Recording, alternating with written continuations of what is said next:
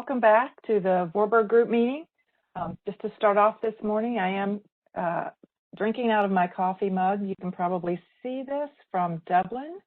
It was the site of the 2014 Voorburg Group Meeting. I told you yesterday I'm a collector of coffee mugs, so I have one from every Voorburg Group meeting I've been to. So this one's awfully big. A lot of coffee this morning. So I just want to start with a review of the agenda today. We have an industry session on renting and leasing of other machinery, equipment, and tangible goods this morning. And Melanie Santiago is going to be the session leader. And then we have a cross-cutting topic on international trade and services by Mode, and Erica Barrera is going to be our session leader. I think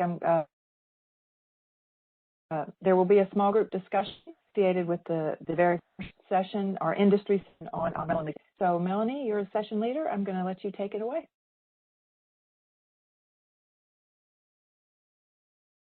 Thanks, Bonnie. Can we get the slides up, please?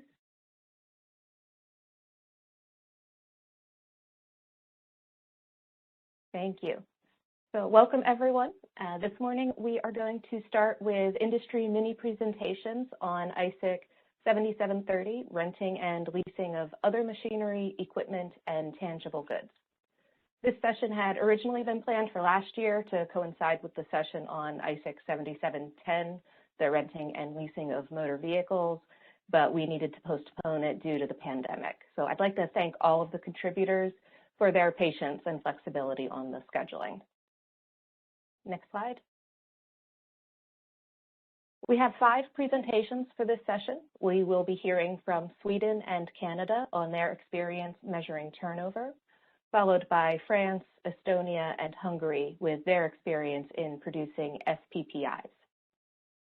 First, I'll be giving a brief introduction to the industry and product classifications in the sector, along with the services provided.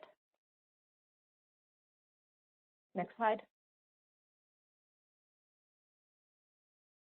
So this ISIC includes the renting and leasing of other machinery, equipment, and tangible goods, as in the title.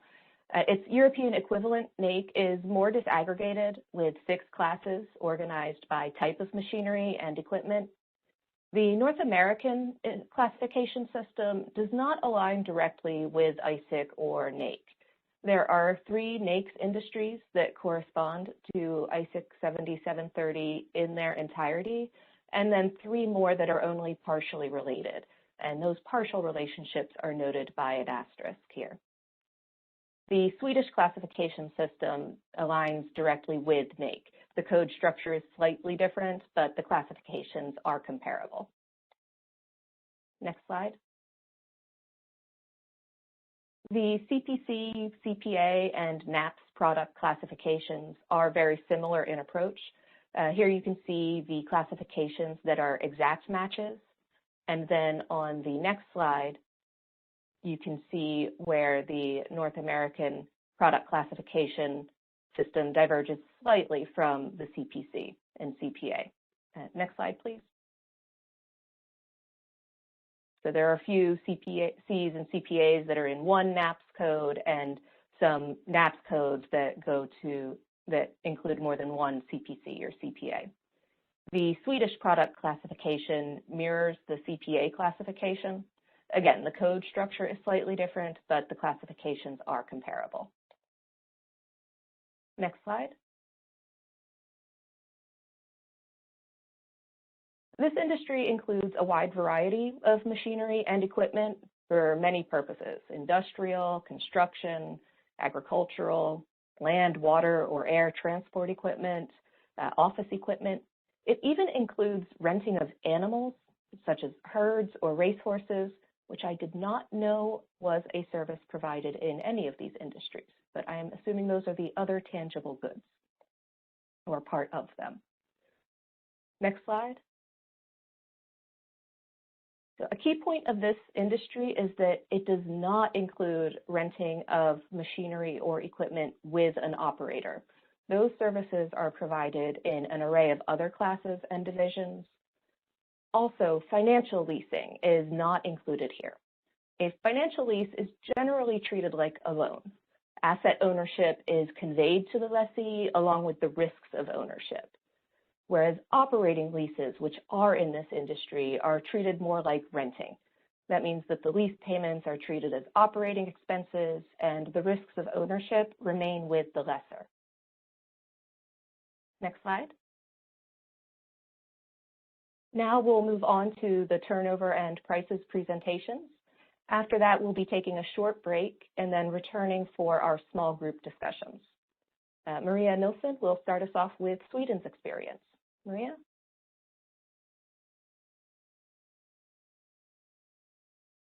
Now I think you can hear me. And my slides, please. Okay. You can start with the next slide. Just a brief outline of this presentation. The classification, Melanie has already said the most of it, and then the basic data and size class data from the SBS, the structural business statistics, and then turnover by product and some characteristics. Next slide, please. And this is mainly just the description that Melanie already covered, that the Swedish classification is connected via NACE to ISIC. Next slide, please. In the Swedish SBS survey, the structural business statistics, we measured net turnover by product. And we have 11 variables connected to 773 through our Swedish national product classification SPIN. And SPIN is very detailed. It's on 7 digits, and you can see it here that it is when it comes to NACE 7739, we have 5 different products. Some of these variables are not used by respondents or used in a very low frequency, as I will show you later. And this is a very detailed list of variables compared with other industries. In 7710, we had only 3 variables that we showed last year. Next slide, please. This is a division of net turnover by section for the entire Swedish business sector in 2019. And as you can see, the largest section based on net turnover is wholesale and retail trade, followed by manufacturing. In section N, where we have division 77, we only have 3% of net turnover. Next slide. In division 77, we have divided here into its 4 different groups. And 773 stands for 67% of net turnover in division 77.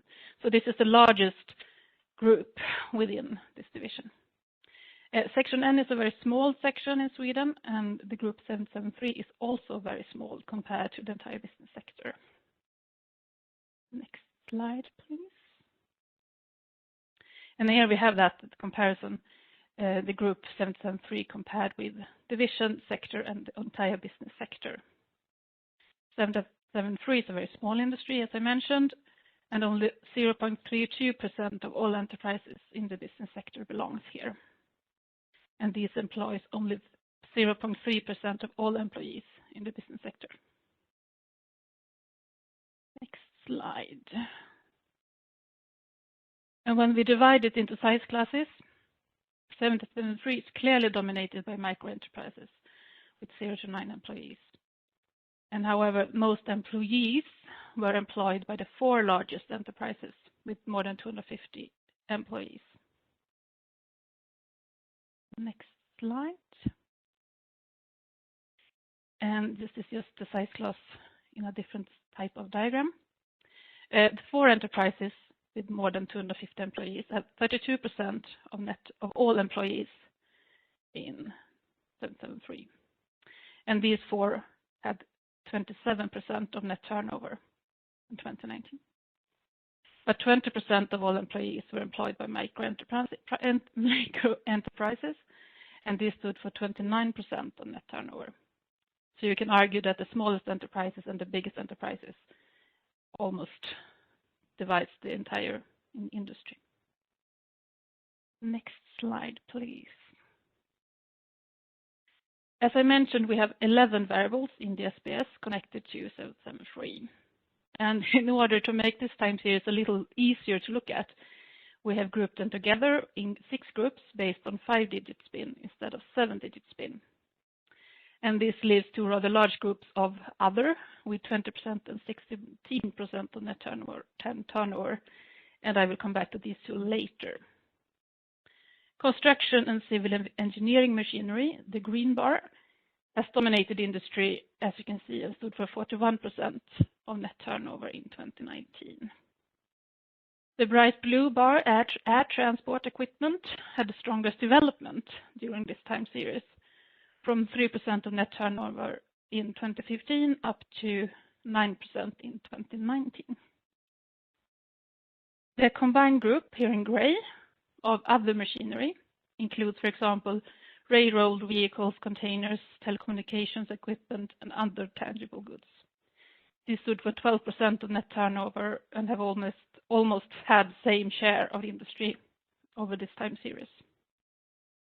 And then we have the really small products, office machinery and water transport equipment, the red and yellow bars.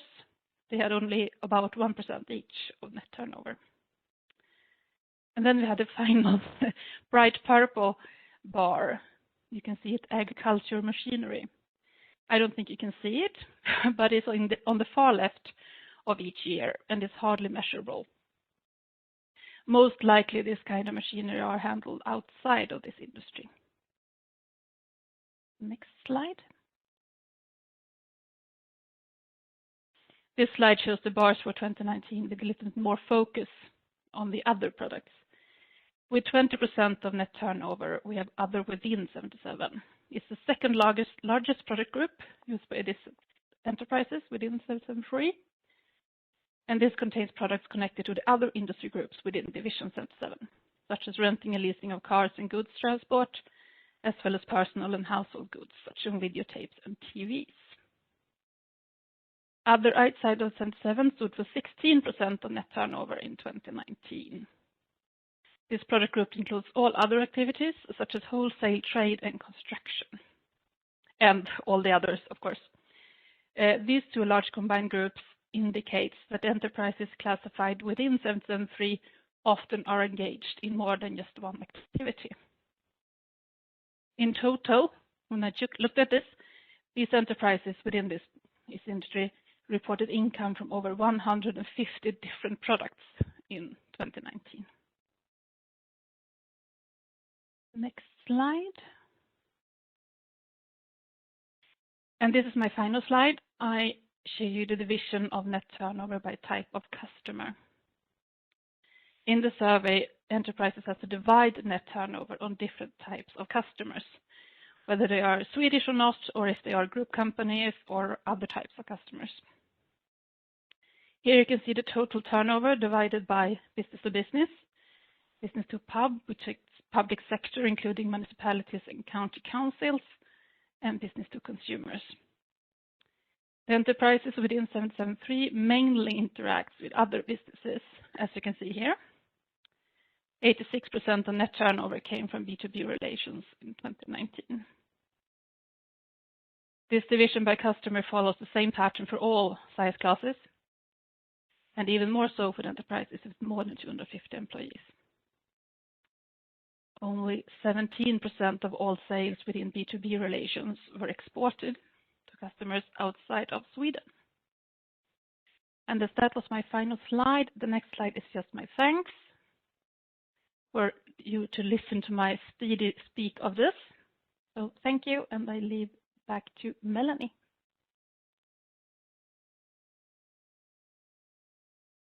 Thank you, Maria. I believe next we have Matthew Thomason from Canada. Good morning. Good morning. Can you hear me? Good. Okay. Thank you very much. So good morning, everyone, or good afternoon, or good evening. This presentation is about output measurement for the commercial, industrial, machinery and equipment, rental and leasing industry. So throughout the presentation, I'm going to use the acronym SIME, which will be way more easier for me and faster to pronounce.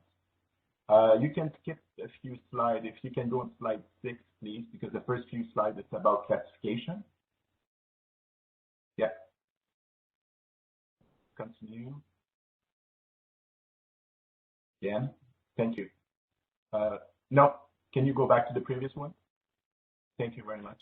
The only thing I'm going to add to what Melanie presented related to classification is that we're working on the NAICS 2022, and it looks like for this industry there will be no major changes for NAICS 2022. So just to add to what Melanie said regarding the classification. So in terms of market condition in Canada, the whole industry is partially dominated by the NAICS 532410, which is construction, transportation, mining, and forestry, machinery and equipment rental and leasing. In fact, about 70 or 75% of total revenue of the is happening in that industry. The industry in Canada, we see a large number of small enterprises. However, a big part of the turnover is generated by large corporations. The top 15 accounts for about 30% of the industry, and the top 50 accounts for just under 50% of the industry. What we have seen over the last few years is that the major players have successfully acquired smaller businesses. And you'll see it later in terms of the number of establishments, the evolution during time. In terms of sales by type of client, it looks a little bit just like the previous presentation. Sales to businesses account for approximately 88% in Canada, and exports represent less than 5%. Change slide, please. Thank you. So once again, it's a small industry. In Canada, there's about less than 8,500 establishments for total revenue around 12 or 13 billion. And as I said, the 15 largest corporations or firms, enterprises, represent a little bit less than 50% of the industry. Next slide, please. Yeah, this is we put that as gives an idea of the impact of the pandemic in that industry in Canada. There was a lot of pressure from our management and from our users to produce the data faster, so to improve our timeliness. So what we have done, just like a few countries, I believe, we have used the admin data, like the value-added taxes, and we also use the admin data related to employment to come up with an early estimate for 2020. And in a few weeks, we're going to release early estimates or flash estimates for 2021. So what we have seen, and we have seen that the preliminary estimates indicate that operating revenue and employment declined by 15% in 2020. And I can tell you that for 2021, we're going to show that it did increase a little bit, but we won't be back to the pre-pandemic level. We're going to be close, but we won't be back to the levels we were at before. What we see, as I mentioned earlier, is that we also see a decline in the number of establishments, and I believe that we're going to see that trend to continue over time. The demand in this industry is mainly coming from the construction industry and the oil and gas sector. Next slide, please.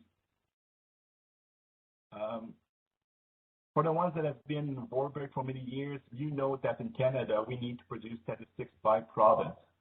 So when we produce our survey, when we give the data to the account, they need to produce the GDP by province. So all our data are produced by provinces. For that industry, if you know Canada a little bit, this industry is really correlated with the health of the Alberta economy and also the Ontario economy. So this is what I'm saying here. The establishments in this industry are most concentrated in Alberta, followed by Ontario, British Columbia, and Quebec.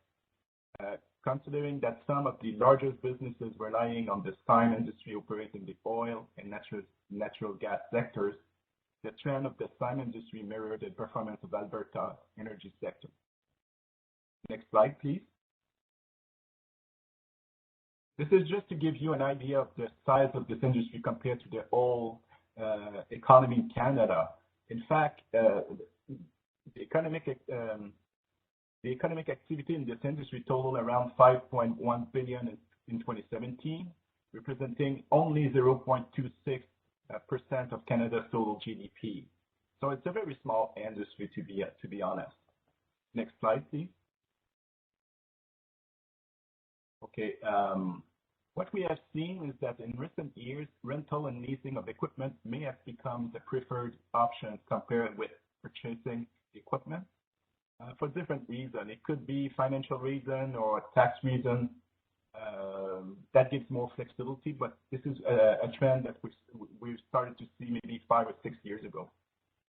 I would add that the barriers to enter the market are considered to be low. However, one of the difficulties lies in acquiring the initial capital required to purchase new, often expensive equipment. As a result, only few industry players offer a broad range of equipment across geographic locations. And over the last few years, companies have increasingly digitized their operations by adopting communication networks and information technology. Next slide, please.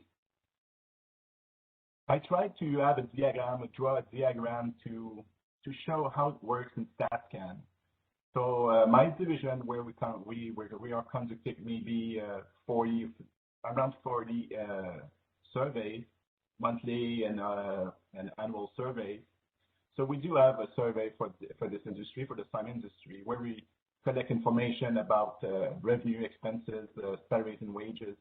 But we also have different modules on e-commerce. We did talk about e-commerce yesterday. At the last minute, we were able to add a few questions related to COVID-19. We have we have a module by sales, by type of client. Once we put all the data together, we do provide the data to the national account. And national accounts also use the declarators and also other admin data. And then they measure the industry's output, intermediate consumption, and value added in current and constant prices. In fact, the national accounts use that to be able to produce the monthly GDP, the quality GDP, and also the provincial GDP. This is true not only for this industry, but in general for all the surveys that we produce. So this is basically how it works. Next slide, please. The agency surveyed this industry at the establishment level, primarily through electronic questionnaires. I would say it's mainly electronic questionnaires. The sample size is around 500 enterprises. I will say here that for reference year 2019, because of COVID, we were asked to reduce the sample size. And what we did is we only surveyed the top 50 companies with this industry. It did work well. However, we did have the quality suffered a little bit, and we did impute a little bit more than usual. But we also used more admin data than usual. But overall, we were able to release the same amount of information as in the past. It was a bit of a challenge for the analysts, but that was a success. For 2020, we went back to 500 enterprise collection. Sources. Estimates for this industry are based on a combination of data collected directly from survey respondents and also administrative file and tax data. We're lucky, the respondents are very good in this industry, so our response rates are always around 85%, except for reference year 2019 during COVID, when it went down a little bit to 70%, which is still good. I would add that businesses below the established size threshold are ineligible for sampling, so we don't send questionnaire to small guys. We only use admin data. And since 2019, this industry, we kind of adopt what we call a pseudo-census approach. We no longer have a sample. We basically have the 9,000 or the 8,000 establishments, and we do produce stats based on the full population. Next slide, please. Okay, so what are the issues or the challenges that the analysts are facing is mainly the allocation of complex units. I said that we need to produce data by provinces, and many companies, the big companies sometimes are involved in many provinces, and they are not capable to produce data by province, so we have to do it ourselves. So sometimes it causes us a little bit of a challenge. or also a complex unit could be a big company that is involved in many industries. And sometimes the company, they just give us the total numbers, and we need to allocate the numbers by industry. This is also a challenge for the analyst. The frame maintenance is always a challenge.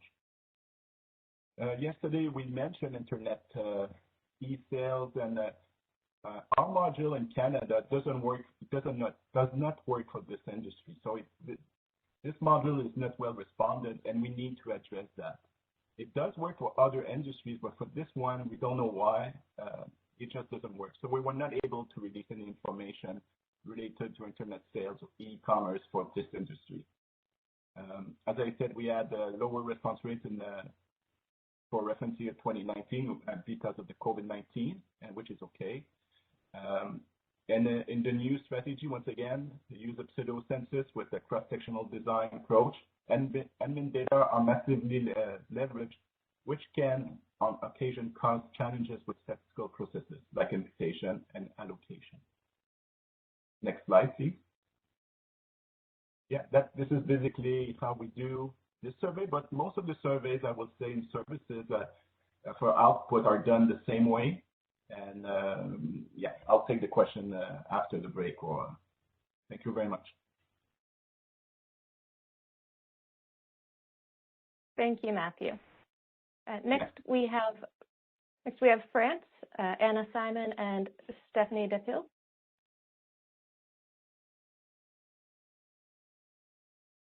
Good afternoon or good morning. My name is Stephanie Depil, and I'm with my colleague Anna. We both work in the skill center in France that produce SPPI. We will speak about how the French Statistical Institute measures the activity of renting and leasing of other machinery, equipment, and tangible goods. Next slide, please. Next. Next. In the French SPPI, we use the classification CPF, which is similar to the European classification, CPA. In the CPA, the products are classified in 6 classes from 7731 to 7739. In the CPC, these products are classified in the class 7312 and in a part of the class 7311. The activity excludes the renting of motor vehicles. Next slide. Next. Concerning market, in France, there were about 24,000 companies with their main activity classified into the industry, renting and leasing of other machinery, equipment, and tangible goods. They employed 50,000 persons. They represented less than 1% of total market economy turnover. The turnover of the industry reaches 20 million euros. The production comes from companies with their main activity in 77.3, but also from companies in the sector of construction or in another industry, such as computer group. Next slide. Let's focus on the detail on the industry. The rental business is highly diversified with a wide range of products rented. The group of renting of other machinery equipment 7739 represents the first large group. The rental of office machinery and the rental construction equipment each represent more than 20% of turnover.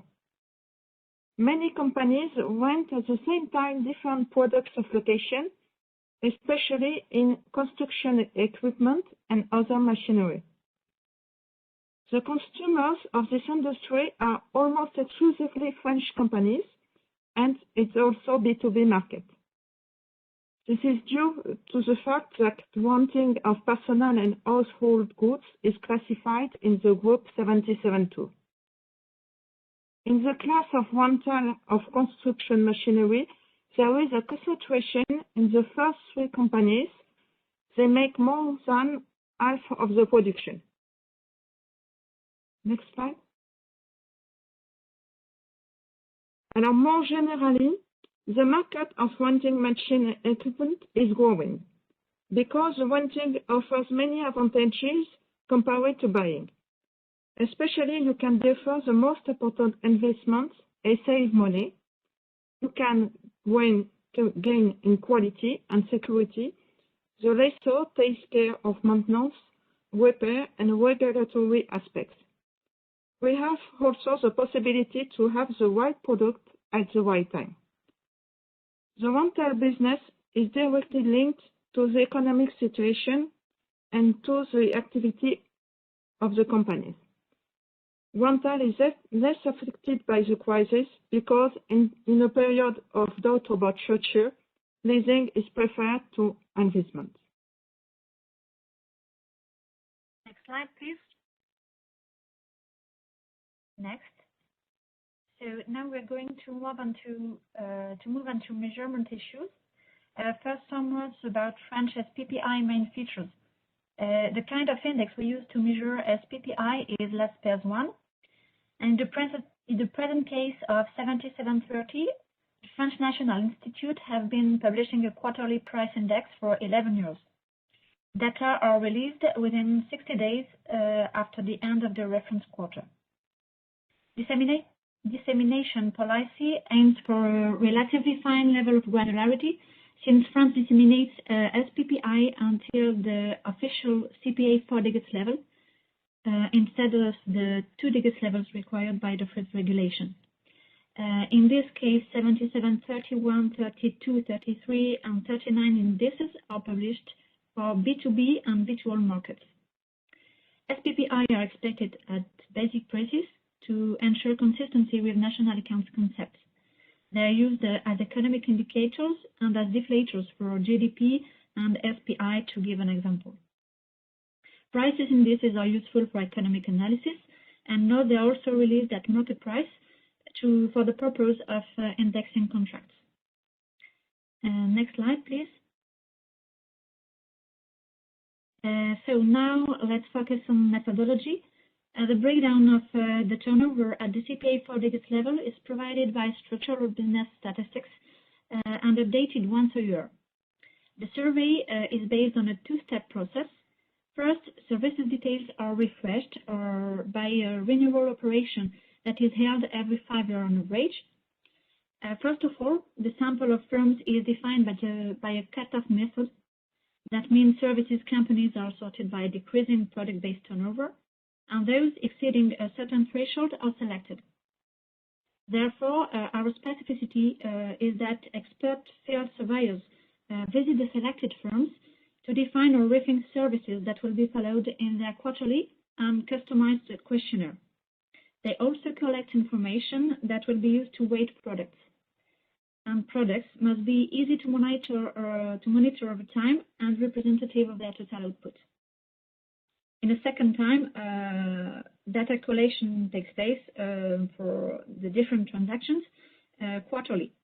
For the 7730 industry, 134 companies are questioned, and in all, more than 600 individual services at elementary level are tracked through the survey. Next slide, please. Then the question is how to define relevant prices indicators.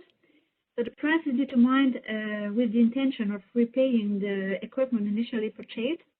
Considering the investment for equipment acquisition, the depreciation, and the estimated resale, a rental price will be fixed to be as profitable as possible in adequacy with the market of supply and demand.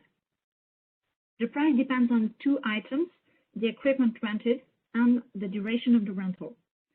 Therefore, the price per day is lower if you rent for a long period. The final price is largely negotiated depending on the client and the volume of business it can generate. If we look closer, we've got two main pricing methods in 7730. The first one is the direct use of prices of repeated services. That means an average price is collected per type of machine and equipment, and per day for all customers combined. You've got an example below with a construction machinery for earthworks. The type of machine and equipment is clearly described, and so it is for the duration. Basic price invoiced per day for all customers combined reaches 105 euros.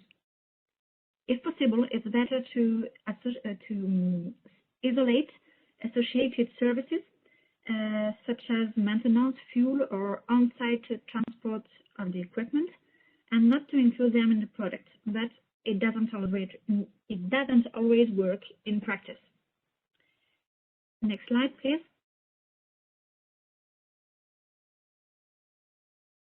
Okay, thank you. So we also use a second method, the contract pricing, that is appropriate when you have a large customers who often rent one type of equipment. In that case, we follow the price of a machine for a given customer.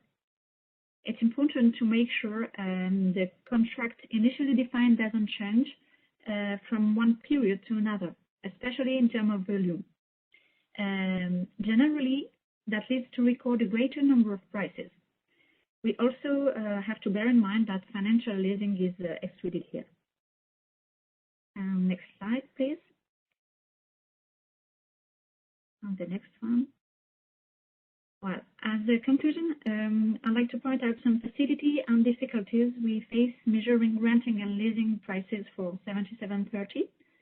On one hand, the rental sector is quite easy to track comparing to other industries because the products are tangible and clearly identifiable. But the rented equipment and the rental period must be well specified. On the other hand, technological changes in certain sectors and new trends can occur, and the services offered are subjected to change. Another weak point is to cover and estimate small rental sectors, such as boats or agricultural equipment. In theory, we would need to survey a large number of companies regardless to the weight of the industry, and it doesn't seem really efficient. Therefore, sometimes we can make the assumption that prices vary in the same way as another nearby industry. So we're coming at the end of the presentation. We hope this has been informative and useful for you, and thank you for your attention.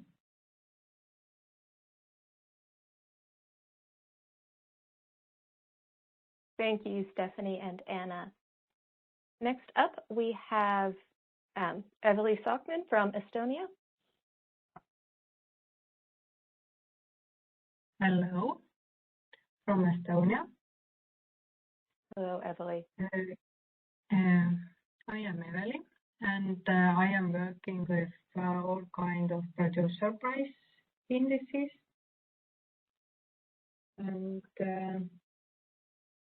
And next slide, please.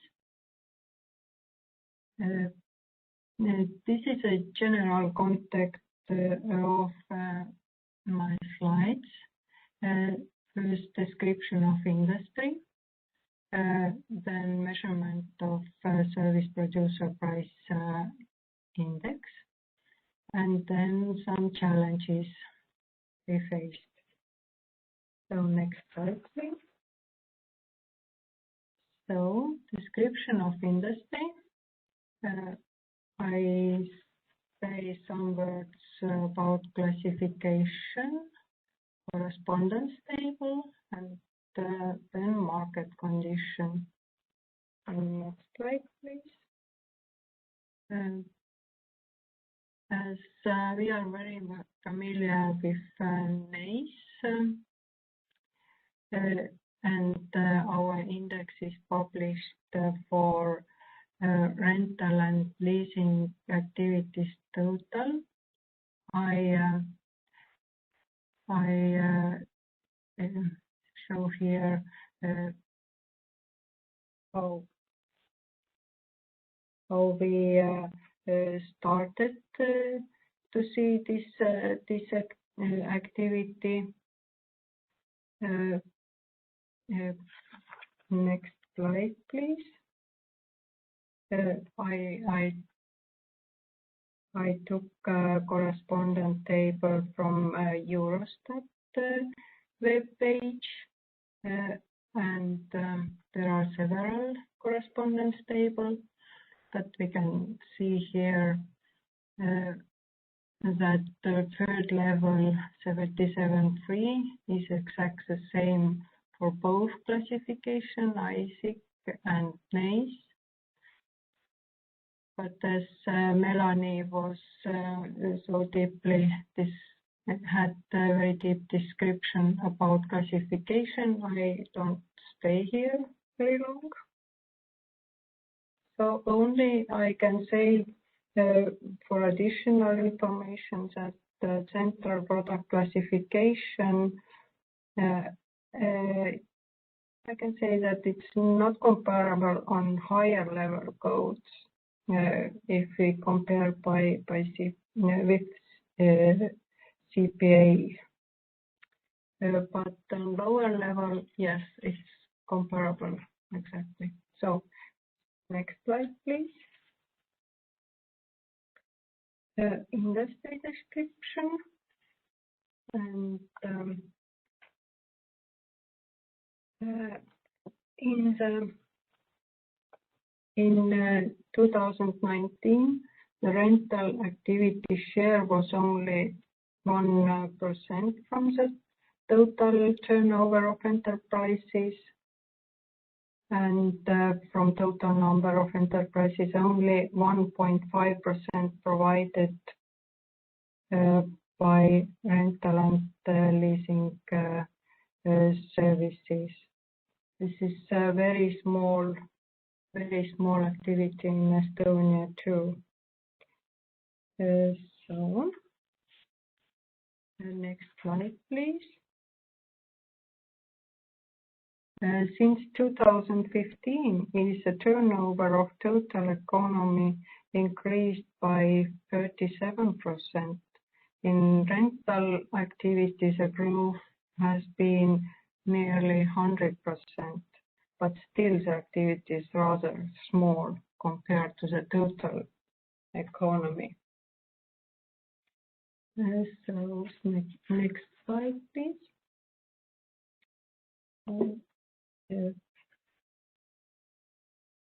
Here we can see the structure of the rental activity. The structure is about 70% of rental and leasing activities are provided by enterprises that operate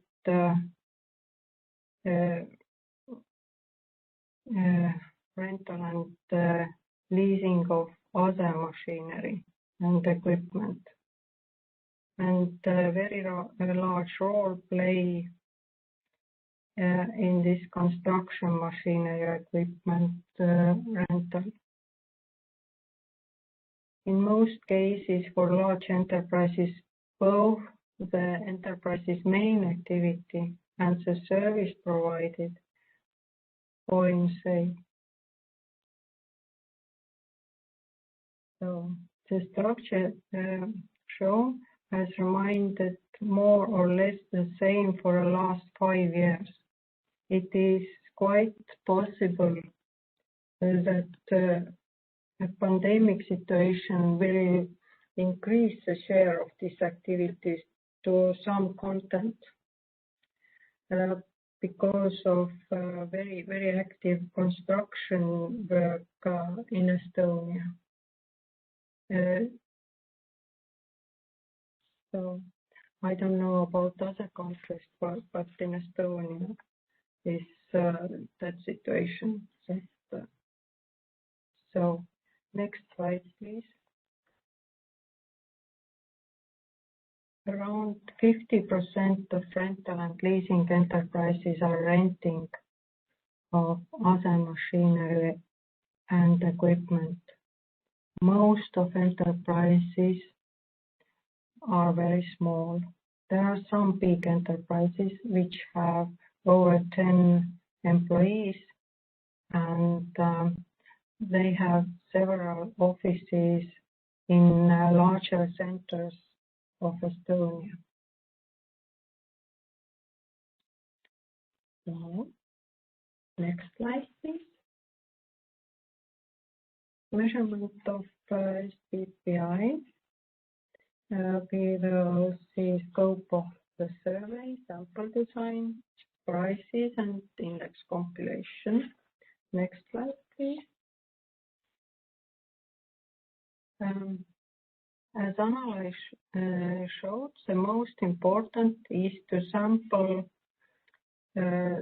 separately enterprises who shows a turnover for renting of construction and civil engineering machinery,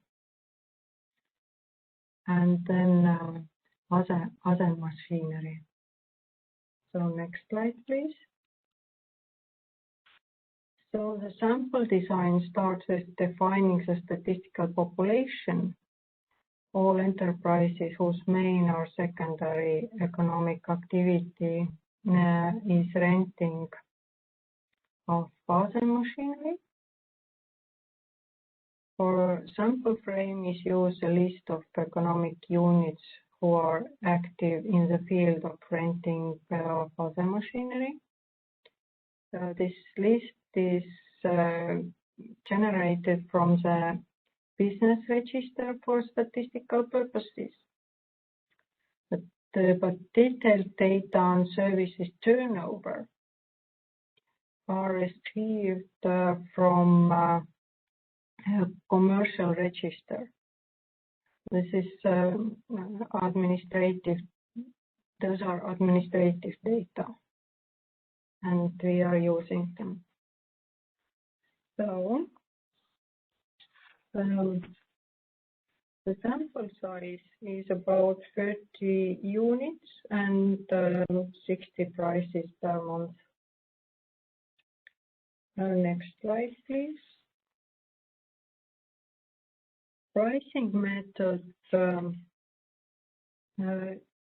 is list prices. So prices are registered from internet because there is no response burden for enterprises. And for price registration, the specification of the service is quite detailed. Type of machinery or type of equipment. This includes model number, technical parameters, and etc. And usually on the websites there are pictures added. And then renting terms, periods, inclusion of transport, etc. And rental prices are shown as full service rental. It's all maintenance and replacement of spare parts to normal repair and tear is included in the rental price. So the same specification is also for activity 7739. Next slide, please. So, the rates system of the service producer price index of activities and base prices for calculation are updated every year. In the current year, the base prices for the calculation of SBPI were the prices of the last year, December. The weights system corresponds to the turnover of enterprises in the year T-2.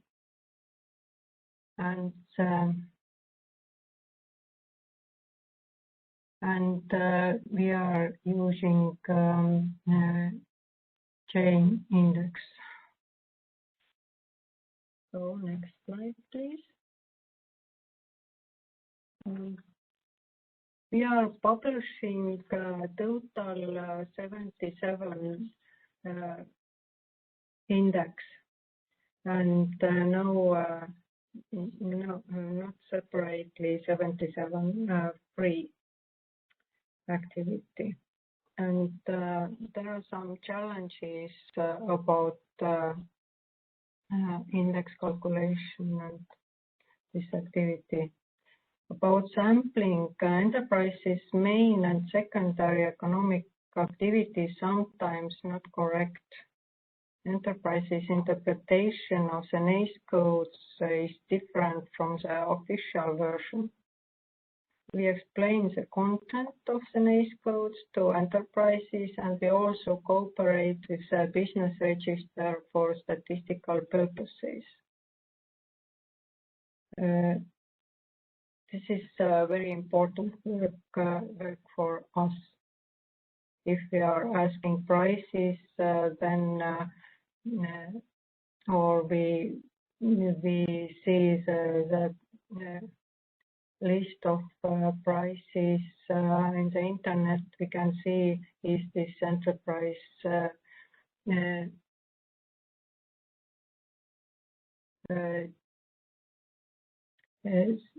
is that enterprise main activity connected with the service provided. So there are some challenges concerning the internet website prices. For example, website with price list could be closed anytime, available only for registered clients, or enterprise does not have it at all. But pandemic situation influenced enterprises to have updated, open and active websites. We are a bit lucky about this situation. All service activities do not have the breakdown of sales to business and business to consumer. If this breakdown is done, then it's easy to use consumer price index to measure price changes for private consumers. In this case, it is only necessary to collect the prices of services provided to business customers. So thank you so much. Next slide, please. Yeah. And you can contact me. Thank you. Thank you, Emily. We move to the next slide. The next presentation will be by Ildiko Hoaxi from Hungary.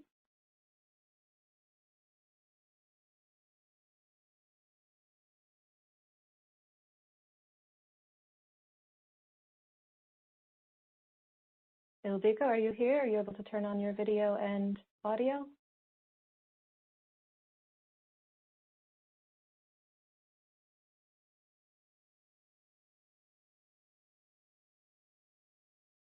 Hello.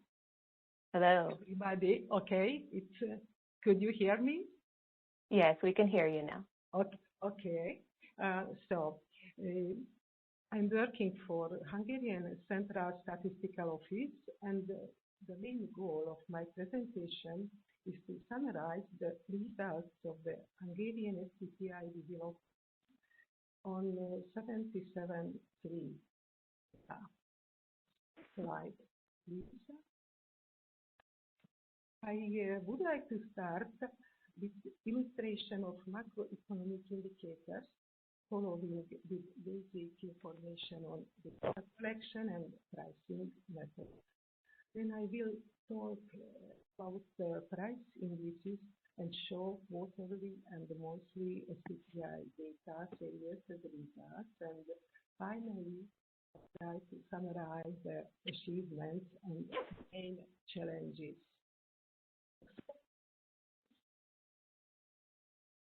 Next slide, please. Let me allow to show a table of number of enterprises and performance indicators, turnover and GDP. According to the data from 2019, about 200 enterprises were classified to the subdivision 77.3, which was about 0.2% compared to the total number of enterprises covering market industries and services. The turnover share is also 2.2%. However, the proportion of the GDP is twice as large, it's 0.4%. Next slide, please. Here, you can see the next turnover share in Hungary for 2019 by the structured business statistics data. As you can see, the highest share is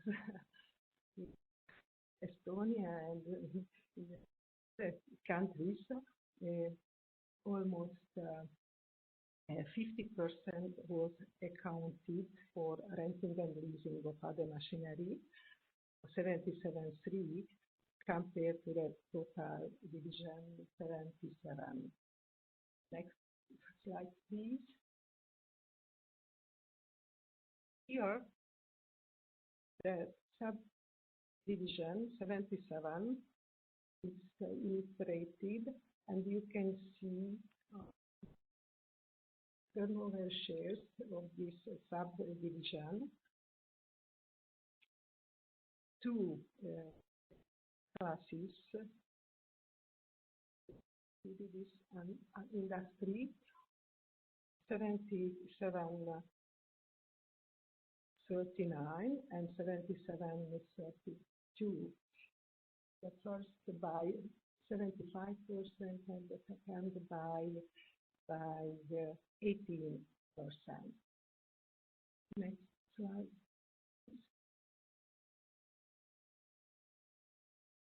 Outstanding economic indicator for 77.3 by employment category, the share of industries of all indicators is the highest in the lowest employment size category from 0 to 9 persons employed. In addition, the number of enterprises in the lowest employment category is close to the 9. Slide. The turnover structure could be described as follows. However, with limited coverage and quality. The total turnover includes main activity as well as secondary activities based on data of enterprises with more than 19. Domestic and non-domestic services are also included based on data of enterprises performing dual counting and data from surveys as well as from administrative sources. This information of data is applied. Next slide, please. Concerning the data collection, the survey frame is the National Business Register. Starting date of the observation was the first quarter of 2014. Observation unit is actually enterprise. To the enterprises with the main activity, 77.3 selected, but companies classified to the different industries may be also selected if they generate significant turnover share from the secondary activity to the operations of 77.3 and has of something exemplar.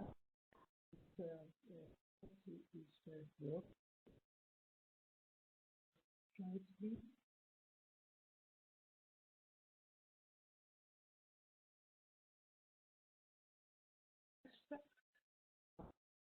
In Hungary, this area is dominated by operation of two classes, 7732 and 7739, including 6 sub-classes which are shown before by colleagues.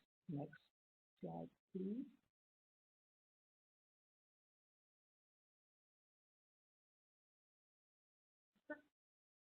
In Hungary, a customized questionnaire for each respondent has been developed by phone and as a result, pre-printed questionnaires are used. Data on domestic and export services are put on separate pages. In addition, turnover data are also collected for the previous year at the CTA 4 and 6 digit level, the SPPI questionnaire. For unique identification of the service, a same character code is used, consistent with the names and CPI classification. Slide, please. Concerning the pricing method, Hungary, for the selected price representative items, forint per day, forint per month, or the same euro per day, euro per month are used. And as mentioned before, the main fields of operations are rental and leasing of various machinery and equipment in area 7732 and 7739 for a short or slide, please. On this slide, you can see some examples as the most typical types of items for the class 7732. We mentioned roller, pole, support, scaffolding, crane, and, for example, container. Slide, please.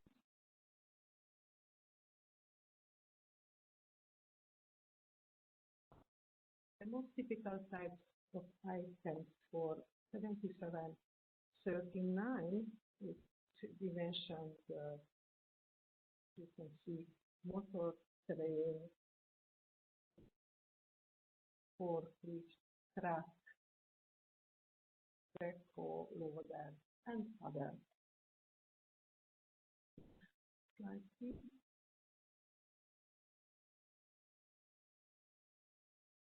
The most appropriate pricing methods may be the following. Unit values or average prices for the homogeneous group of machinery by type, or, for example,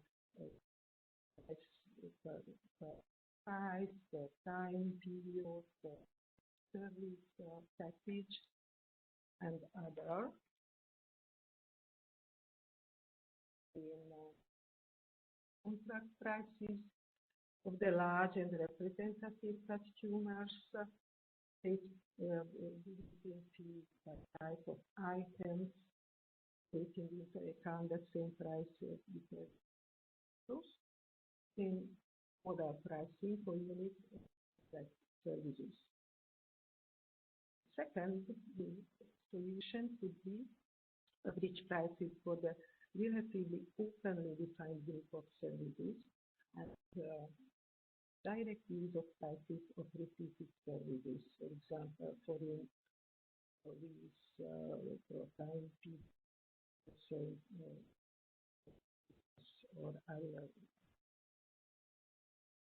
type of currency.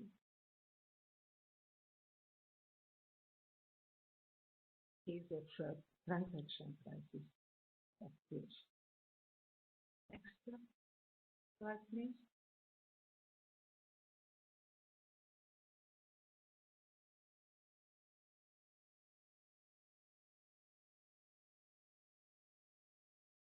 In practice, however, unit prices was considered to be the best option. On the other hand, in special cases, the collection of leasing fees from related companies seems to be one of the next reasons. The users of rights are mostly resident companies located several European or worldwide. So collection of data in national territory seems to be very difficult for several reasons, and the quality issues are also. Next slide.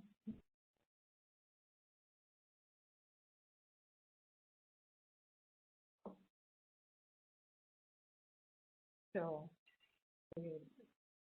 what pays the user of the rights in case of a leasing in special cases? So without details, the price could include some kind of entry fee and leasing fee. The leasing fee is a certain percentage or revenue, certain percentage of revenue for the previous time period. So the question is actually that how to replace the leasing fee, and it could be calculated as index of percentage multiplied by a deflator for years, which could be estimated by a proxy indicator, maybe by some kind of price index. Please, next slide.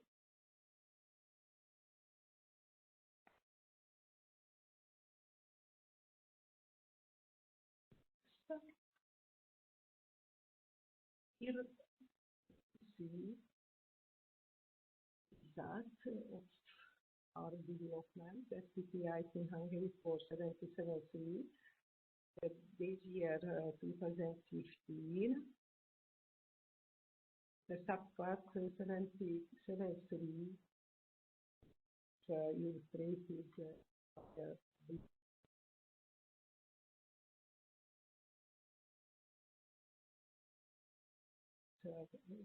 77.32 in this area, price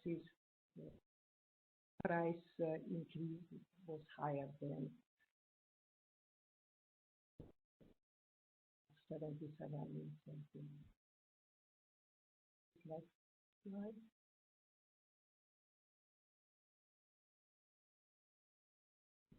Now on this slide, the annual price indices compared to the year 2015 shown. So sub indices for the 77.3 illustrated by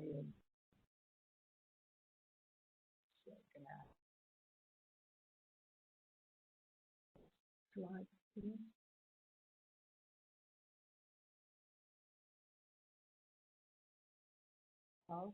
This slide illustrates quarterly as well as monthly indices, but only at the division level, at the level of 77.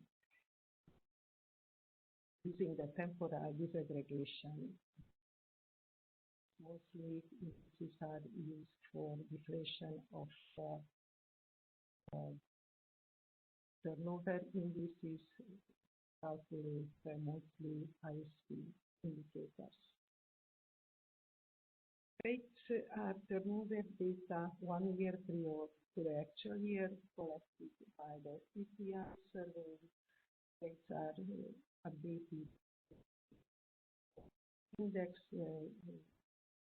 calculation is made by J. Next slide, please. Finally, I try to give a short summary of the results. There was mentioned the main fields of operations in Hungary are 7732, 7733 domestic and non-domestic transactions, as well as turnover data are collected. Industry is dominated by services provided for business, productions, in many cases on the basis of a license agreement. The SPPIs may be an adequate estimation to all SPPIs. In this area, usually huge discounts are given for clients. In practice, the unit value pricing method was considered to be the best option. Concerning the leasing, especially using of the percentage fee method, the data collection may be very difficult. For example, for a special case of slot machines in casinos, in this case, using of proxies, for example, PPIs for deflation. Slide, please. It was my presentation, and thank you much for your attention. Thank you, Ildiko, and thank you to all of the presenters so far this morning. It looks like we do have some time for questions before we head into the break. So does anyone have any questions for any of our presenters this morning on the rental and leasing of other machinery and equipment? You can either put your question into the chat, or if you want to unmute and speak, feel free to ask a question.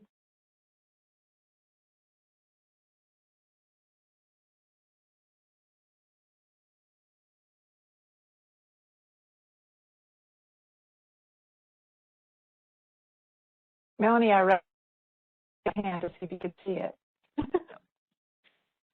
I did not see it, no. Okay. It's up. Sorry. It's up there. Yes, Bonnie. It's okay. No. I just have a quick question. Evalie mentioned that the websites were up and running, and then Ildiko mentioned that there were huge discounts in the industry. My question is for both of them, in particular probably Evalie, if you get prices off the internet, are you getting the discounts off their internet prices, or is that not typically on the internet?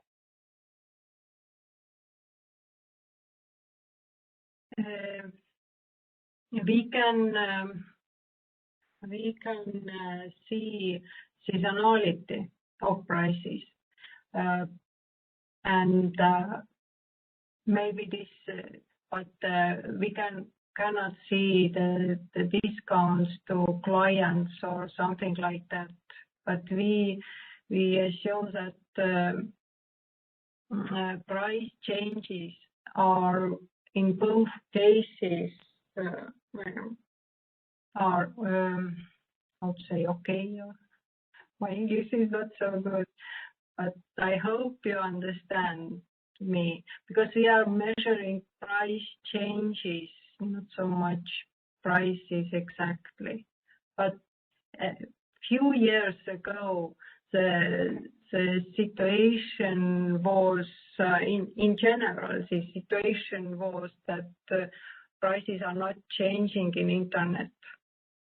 They are like a stable, and you are not sure are those prices at all, what prices they are. But nowadays, yes, several enterprises have very good web pages, and we can see very correct prices there.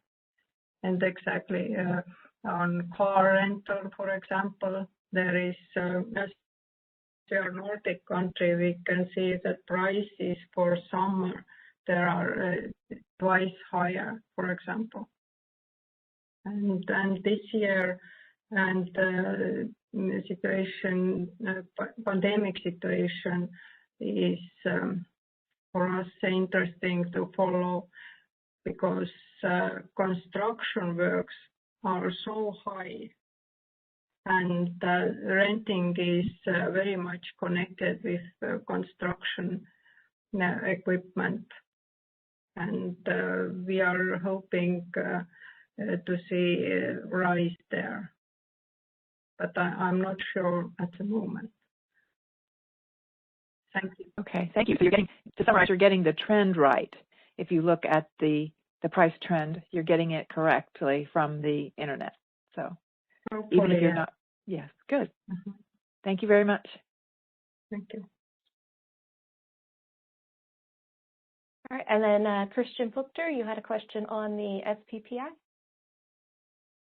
Yes, hello everybody. I would just want to ask one question to the SPPI petitioners. So we are in Austria in the moment in the development phase of this industry sector, and astonishingly, we have the same situation like in France and Estonia and Hungary, so that 7732 and 7739 is the most important sectors in this industry. And so if I understood Ildiko correctly, so they constructed customized questionnaires by asking the responding enterprises about the most sold service items. So I just want to give the question to France and Estonia as well, as we are a little bit confused in Austria, like the 7739 is a sector that is pronounced not elsewhere classified, and that always confuses us and makes us worrying about how to select the items in between. So I just want to ask France and Estonia in how they have selected the items which they are questioning the prices for in these sectors, in the subsector 7739.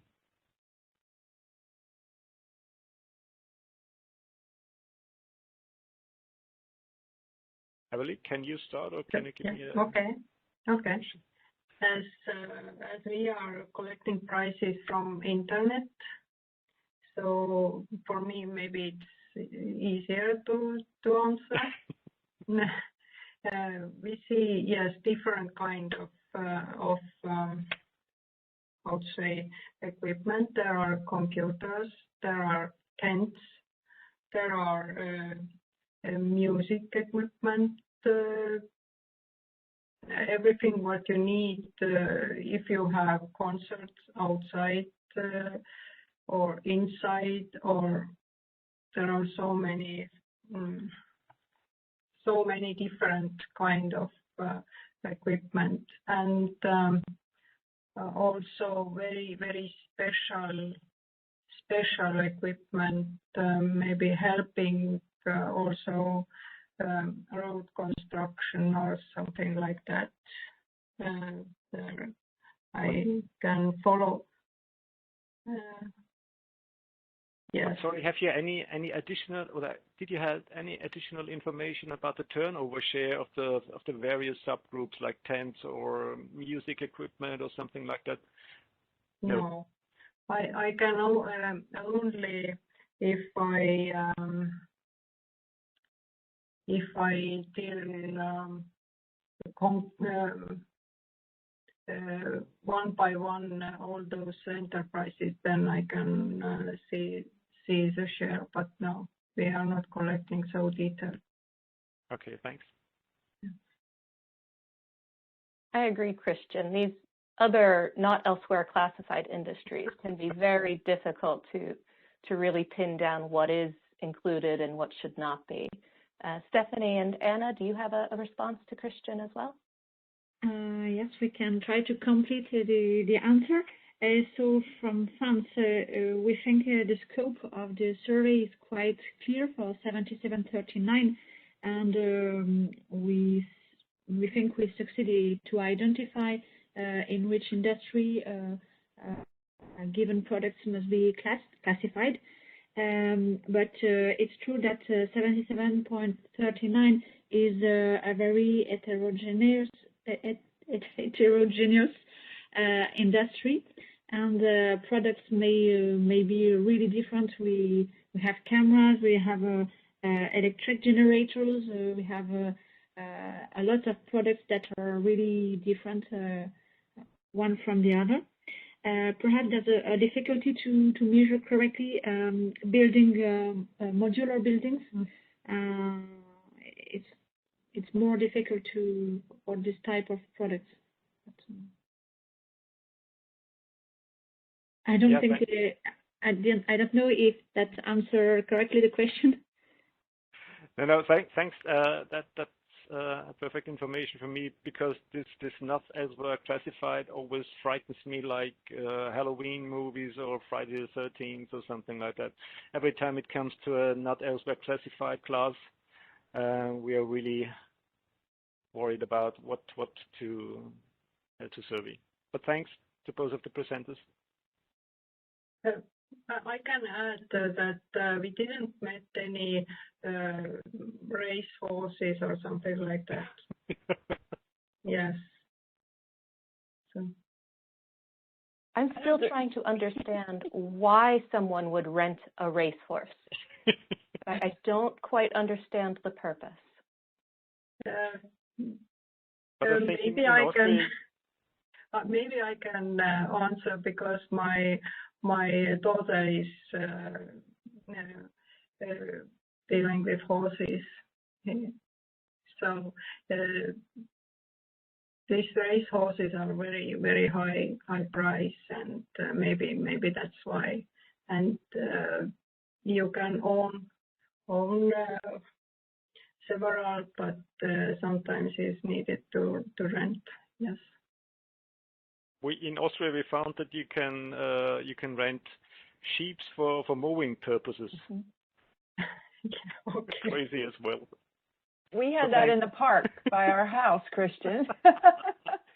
The city rented goats, and they ate all of the invasive plants in our park next to our house.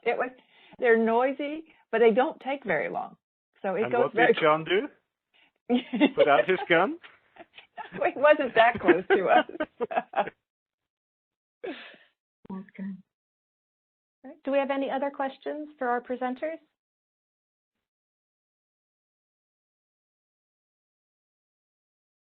All right, can we go to the next slide, please?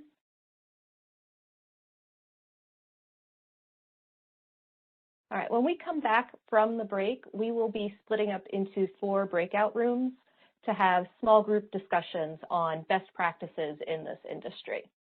So I have 3 questions here that can help to guide that discussion, but please don't let them limit the discussion within your group. If you have best practices to share for other issues within this industry, please do share with that group. That's one of the best things about Voorburg, is that we are all able to learn from each other. We will have a note taker in each room that will take notes on the key points of your discussions and provide a short summary after everyone returns to the main session. So thank you to all of our note takers for volunteering. We really appreciate your help in having these breakout rooms work today. So the questions I have up here now, and I will have them up after the break as well, and also during the break with our timer. The first one is about the fact that this industry is so dominated by the business-to-business segment. So how does that affect what is needed for national accounts?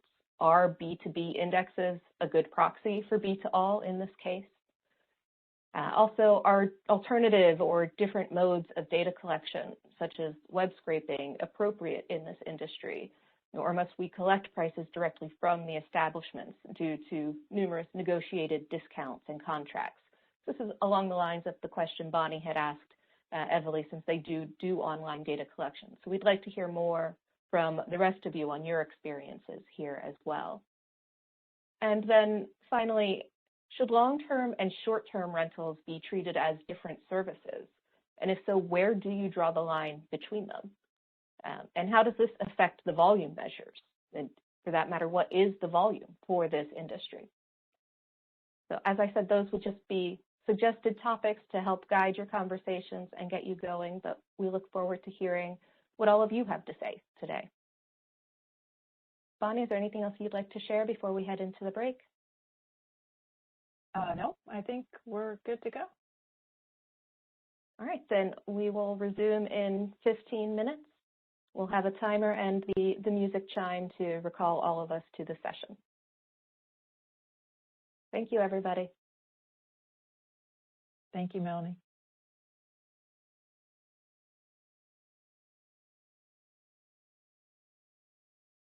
Welcome back, everyone. I'll just be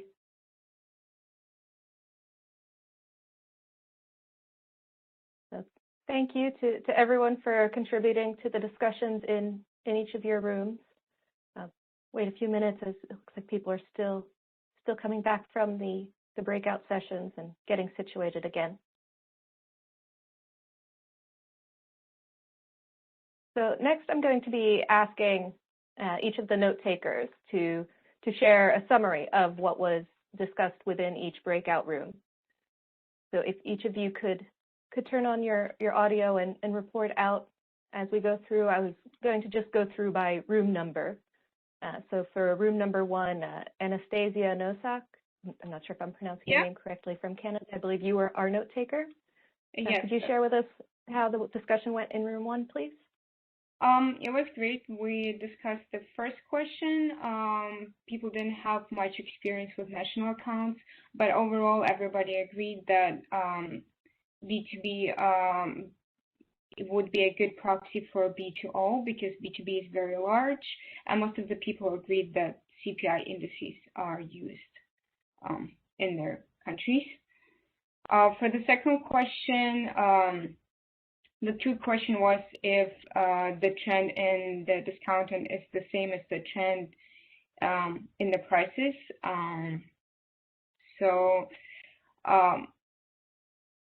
We didn't have much experience in this, but I know that Mexico and Finland gave the thumbs up, that they're agreeing that that's the important question. For the third question, people agreed that it is important to differentiate between the short and long-term rentals.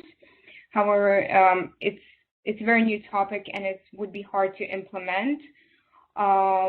Bonnie also mentioned that it would be important to distinguish between new and existing leases turnover. However, US has no turnover for new and existing leases, but it would be important to look at it in the future. That's all from me.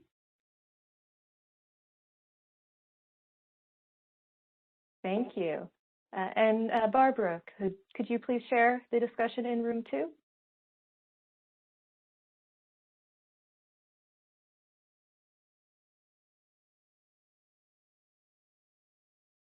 Can you hear me?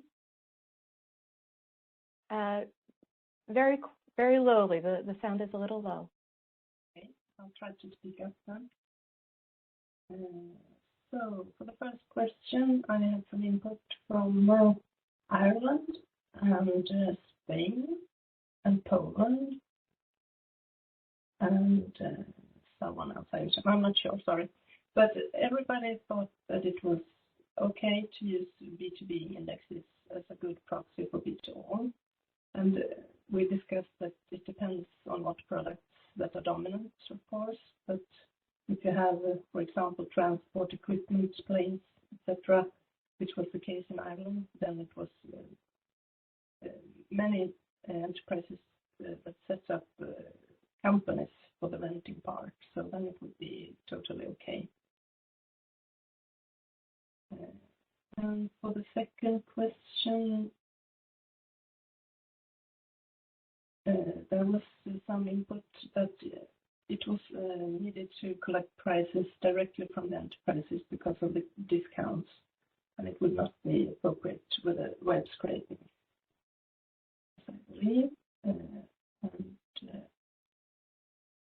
If there are many small companies, that's probably best to direct the questions to them in case instead of the web scraping alternative. And for the BLS, I heard something about that you had to have approval from the enterprises, so that there is a special case in that part. And unfortunately, we didn't have time for the last question, so I had no input. I'm sorry. Thank you. Thank you, Barbara. And then for room 3, Muegi, can you share how the discussion went in your room? Yes. Regarding the first question, since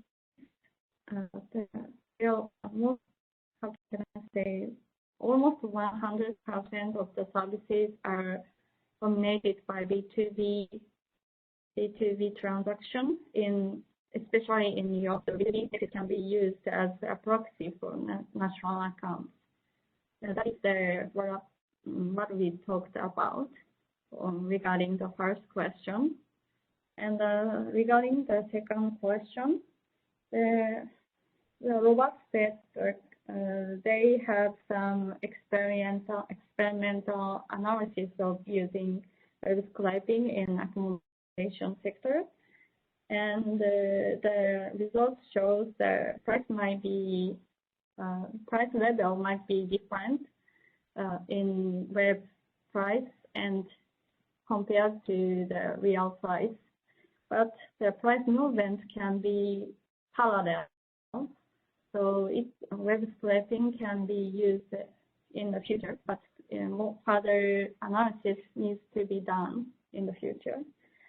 And personally thinking, the B2B sector like this, it would be not so easy to use web scraping because a lot of discounts to the enterprise is not so clear. So it cannot be captured through the website. So I think it might be more difficult in the accommodation sector, but it could be possible. And regarding the third question, Raymond from Mexico for that 6 months is the line from the long and short term, but it might be changed in price indexes. That's all what we discussed.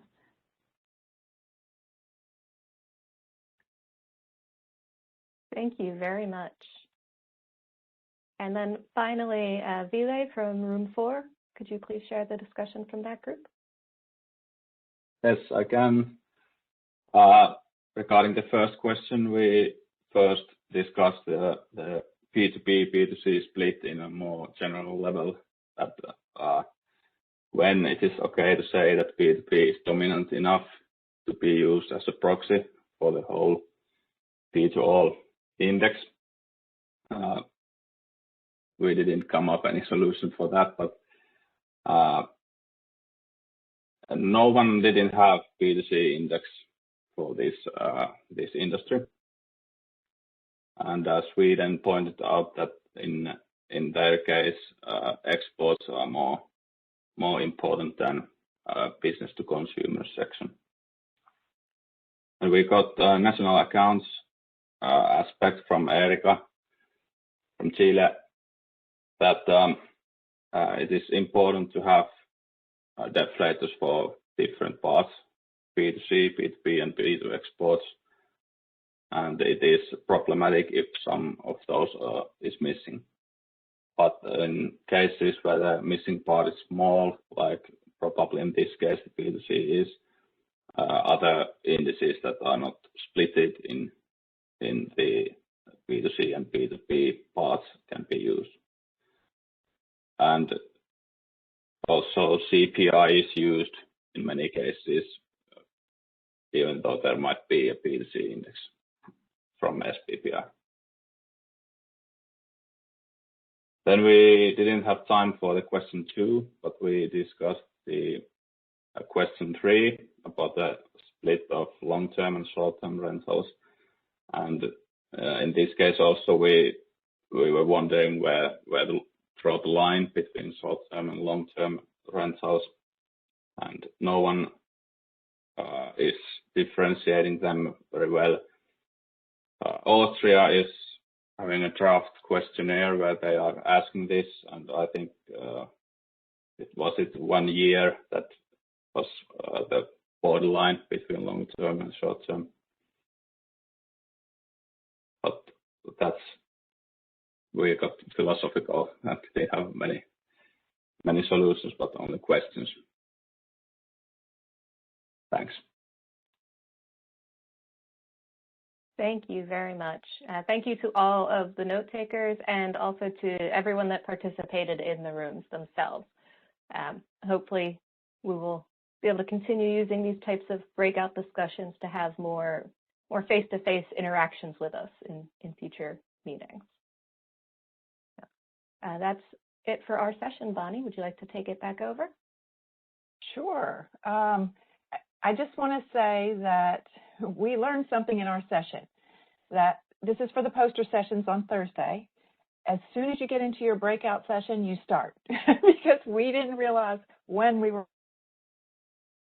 all in our session. So starting when you get in your breakout sessions, the poster sessions Thursday. Also, we learned that all of a sudden the conversation got better when some of us turned on cameras, and so as soon as the camera turned on, people were more apt to talk a little bit more. So I don't think in the breakout sessions they're too big. You can try to turn on your cameras. If they don't work, unmute yourself. The conversation went a lot better. So we did learn something today, and we can take that into our poster sessions. We have a very interesting cost-cutting topic to move to. It's international trade and services by mode, and I'm going to turn it over to Erika Barrera, who is our session leader. Erika, take it away.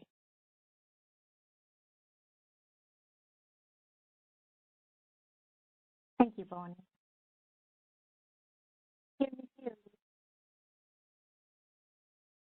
You're coming in and out a little bit, Erika. I will try without. Much better. Can you hear me now? Yes, that's much better. Okay, thank you. Just let me know if there is any problem with the audio. Well, good morning, everyone. My name is Erika Barrera from the Central Bank of Chile, and I will be the session leader for International Trading Services by Mode. Please let me introduce the subject very briefly. Next slide, please. The International Trading Services by Mode of Supply is defined by the GATS and is used in trade agreements. Coverage of international trading services by mode is broader than at least some of us are used to, as it goes beyond the concept of residence used in the balance of payments and national accounts. It includes not only service transactions between residents and non-residents, but services provided through commercial presence in the territory of other countries.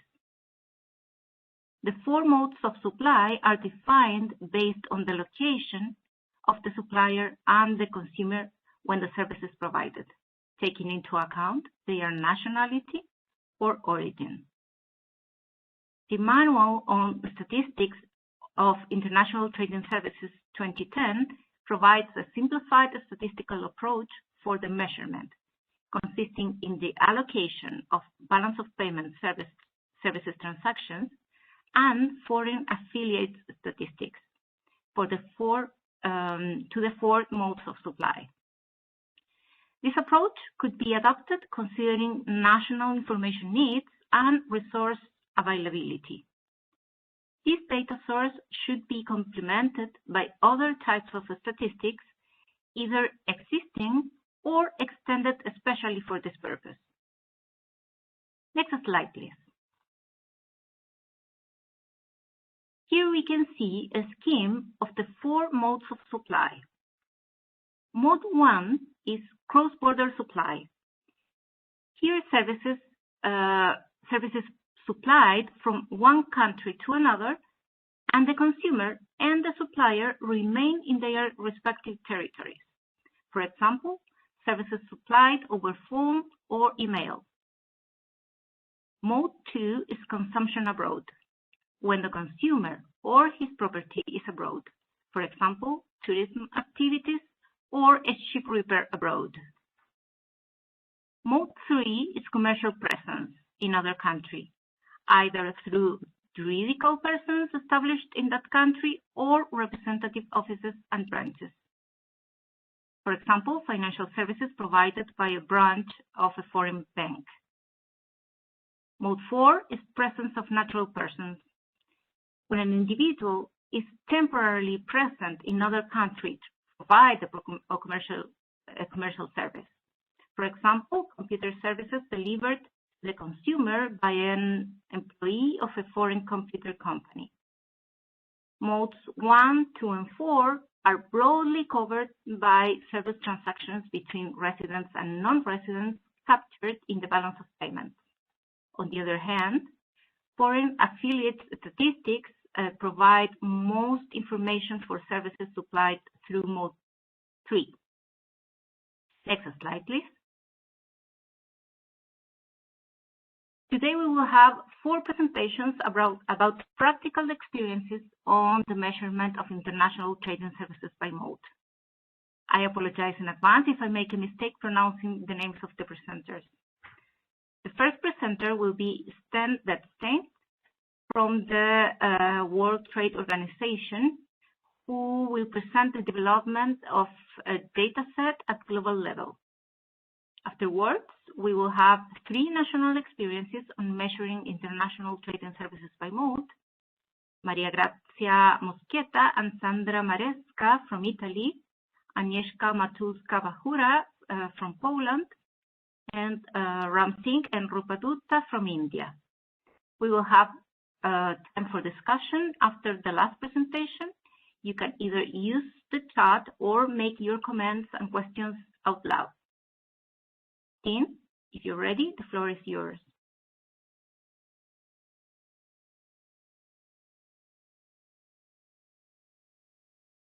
Yes, thank you very much. Can you hear me? Can you see me?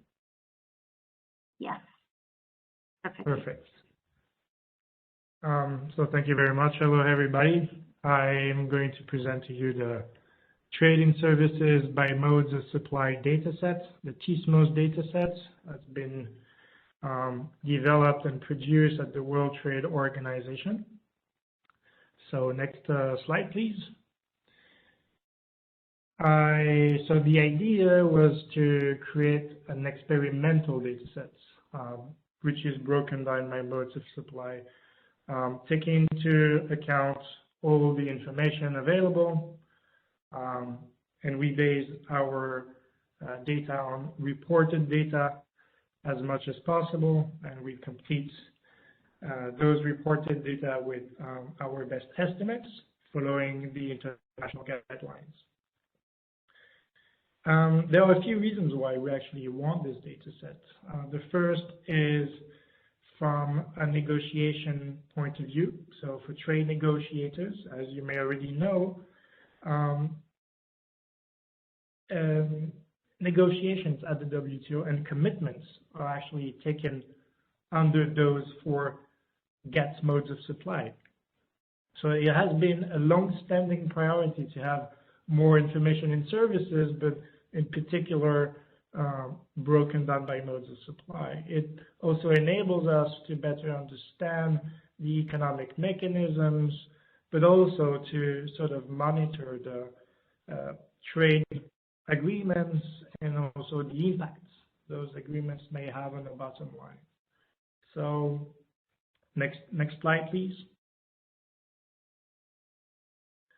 As it was previously mentioned and defined, I'm not going to go over the definition, but we're interested in the 4 different ways to supply a service internationally. This is well defined in the Manual on Statistics of International Trade in Services, and as it is actually recommended, we use and we sourced our main data from 2 different domains, which is the balance of payments as well as the foreign affiliate statistics domain, to allocate respectively to mode 1, 2, and 4 in the first one, and to use the FATS as a proxy to estimate mode 3. This is the first approach, and then as it is recommended in the manual, is to conduct surveys, mainly at the national level, to better define those modes and to have a better understanding. There are different ways of designing surveys. I'm not going to go into the details, but we might see with the country experiments that there are different ways, such as asking the respondent to determine the quantity or the percentage of mode 4, mode 1, or sometimes a combination of 1 to 4, or even ask for specific figures. Next one, please.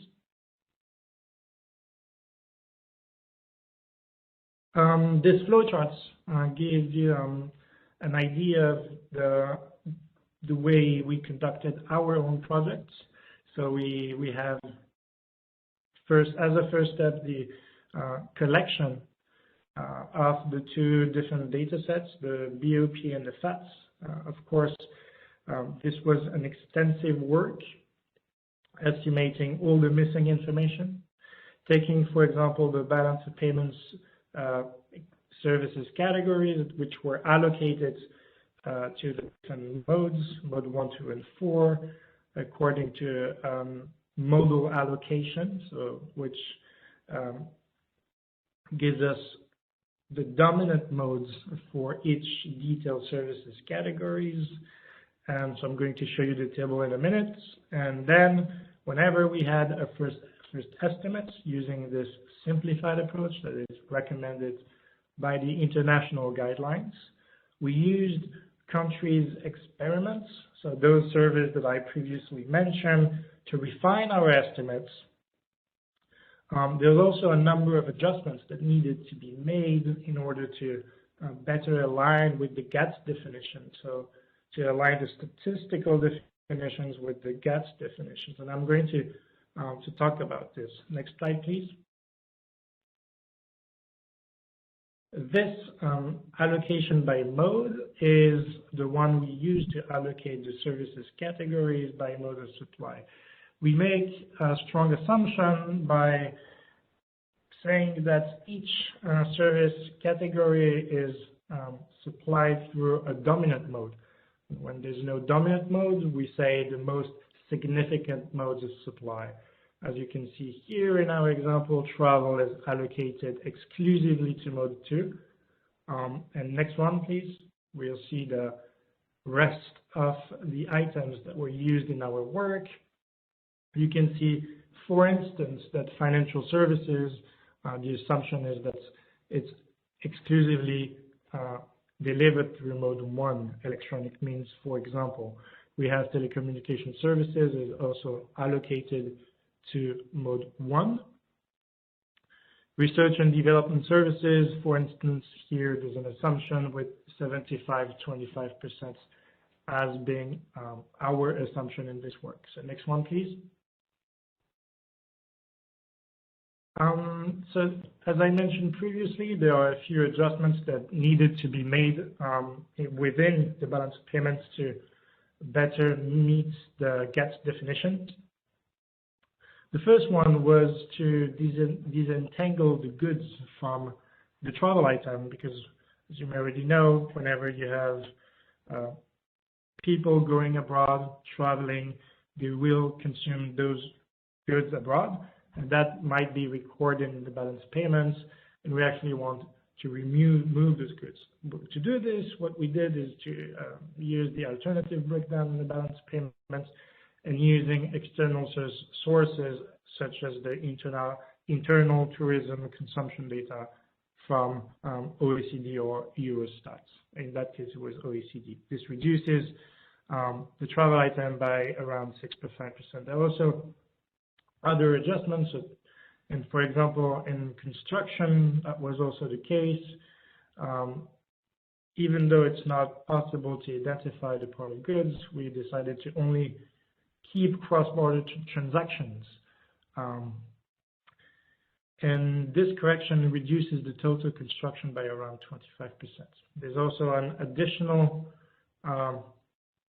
adjustment that was taken from an external source. This is to estimate distribution services, even though we do have, for example, the trade-related services category in the balance payments that takes this into account already, but we wanted to complete with an estimation of the added value of the retailers and the services part that is contained in the goods that they sell. And for this, we used also the BOP framework, but we corrected this. The goods were corrected using the trade enterprise characteristics and the structural business statistics. This was allocated to mode 1 and corrects it by 25%. So next one, please. In terms of FATs, we have some differences between the statistical definitions and the GETS definitions. The first one is that it is not the same coverage. As you may already know, the FATs covers all the majority-owned affiliates. So we do not cover the minority-owned affiliates, even though it's a small part. I believe it's not significant. One problem that may arise using the FATs is that companies, as you may already know, are classified using their primary activity, and it's not classified by products like the BOP statistics. For this, we developed a bridge table that I'm also going to show you between the two domains. There's this problematic between the goods and services, and to account for this in the FATS domain, what we did was we used as much as possible the outputs variable whenever this was available. And we actually did this for the financial industry as well as the wholesale and retail industry. There's the possibility of double counting some of the trade whenever we use both domains. And for this, we estimated and excluded the exports of those affiliates to only capture the local sales, the outputs, the local outputs, if you want. So next one, please. So as I previously mentioned, we developed this bridge table to combine both domains at the end and to show the results in one classification. This is what I call an EBOPS-like classification because we regrouped some of the EBOPS categories together, for example, the health services as well as the education services to obtain one-to-one classification according to our table with industries Q and P in this case. Construction also contains a one-to-one correspondence. However, with other business services, this was linked to the industry's real estate professional as well as scientific and technical activities and administrative LMN. So for the time being, we don't have the breakdown of all these professional industries in the FATS domain. But we are actually working on it and thinking about breaking it down. Okay, next one, please. So I will show you where to find the data set, but just to show you some aggregated numbers in 2017, because this exercise was produced in 2019 for the data up to 2017. And what you can see here that mode 3, the commercial presence, is the dominant mode with about 60% of the world trade in commercial services. Mode 1 accounts for around 27%, mode 2 for only 10%, and mode 4 for less than 5%, as it was expected. But obviously, this figure is more heterogeneous whenever we break it down by country and by sector, services sector. Next one, please.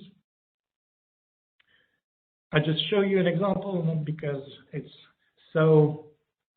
so much information, granular information in this data set, because it's broken down by country, by sector, by year between here 2005 and 2017, and by mode. For example, what you can see here, and is usually not presented in services, is our distribution of services shows us that it's actually the #1 sector in commercial services in the world trade, with about 20% in the world trade in services in 2017, followed with financial services and telecommunication and transport, which we already know account for the most part of the services trade. Next one, please.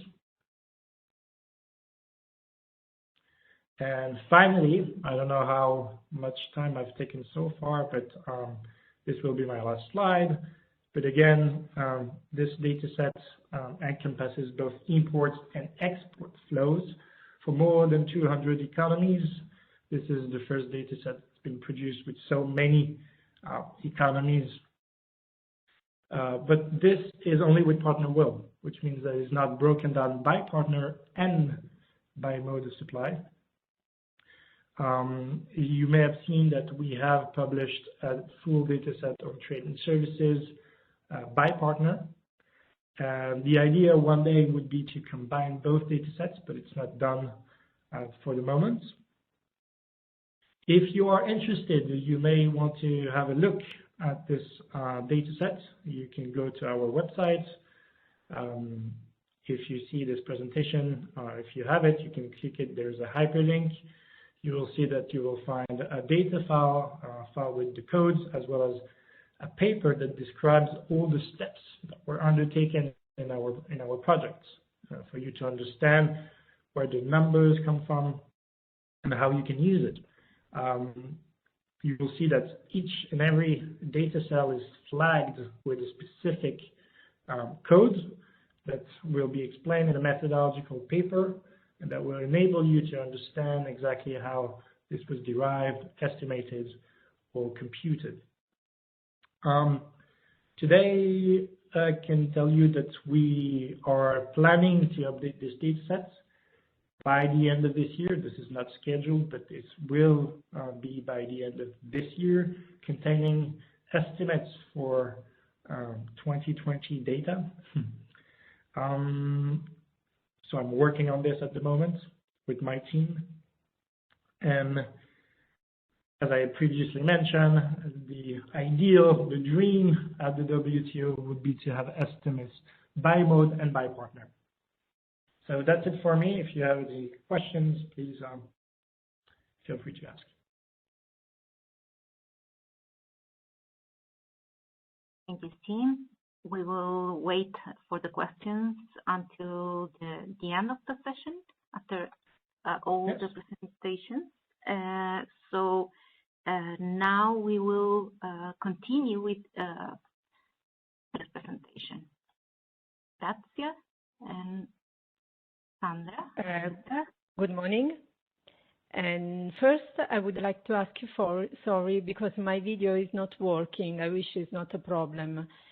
And, well, my name is Maria Grazia Moschetta, and I work for the Italian Office for National Statistics, for the Directorate of Economics Statistics. This presentation is about the Italian experience on international trading services by mode of supply. Next slide, please. The Italian Institute of Statistics took part of Eurostat's mode of supply, that we call shortly MOS task force, began in 2017 with the endorsement of Eurostat's Working Group on International Trading Services Statistics. In 2019, we implemented the first experimental dataset on trading services by MOS, and this was possible to a Eurostat grant agreement, International Trading Services by Modes of Supply. The reference year for the data was 2015. The Italian approach was to use the Eurostat MOS model based on the simplified allocation methodology from the UN manual, MCITS 2010, and improved it to the Italian context. Next slide, please. Our purpose was to practice the possibility of estimating the four modes of supply with the available data on international trading services statistics, foreign affiliates statistics, and other Italian data sources such as structural business statistics, tourism, satellite accounts, and supply use tables. While estimating the four MOS with the main sources, we followed few steps. First, we did the recognition of main sources in terms of classification, variables, and geographical distribution. Then we did the extraction according to the adopted classifications and by geographical distribution.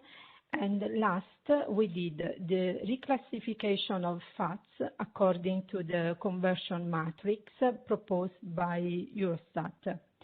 The matrix converts from the statistical classification of economic activities, which is the NACE code, to the extended balance of payments services classification, which is the IBOPS code adopted by the national banks. Next, please. To model modes 1, 2, and 4, we used the Italian balance on payments data on credit or debit disseminated by Bank of Italy, and we made the aggregations for geographical areas. Data are referred to year 2015 and expressed in millions of euro.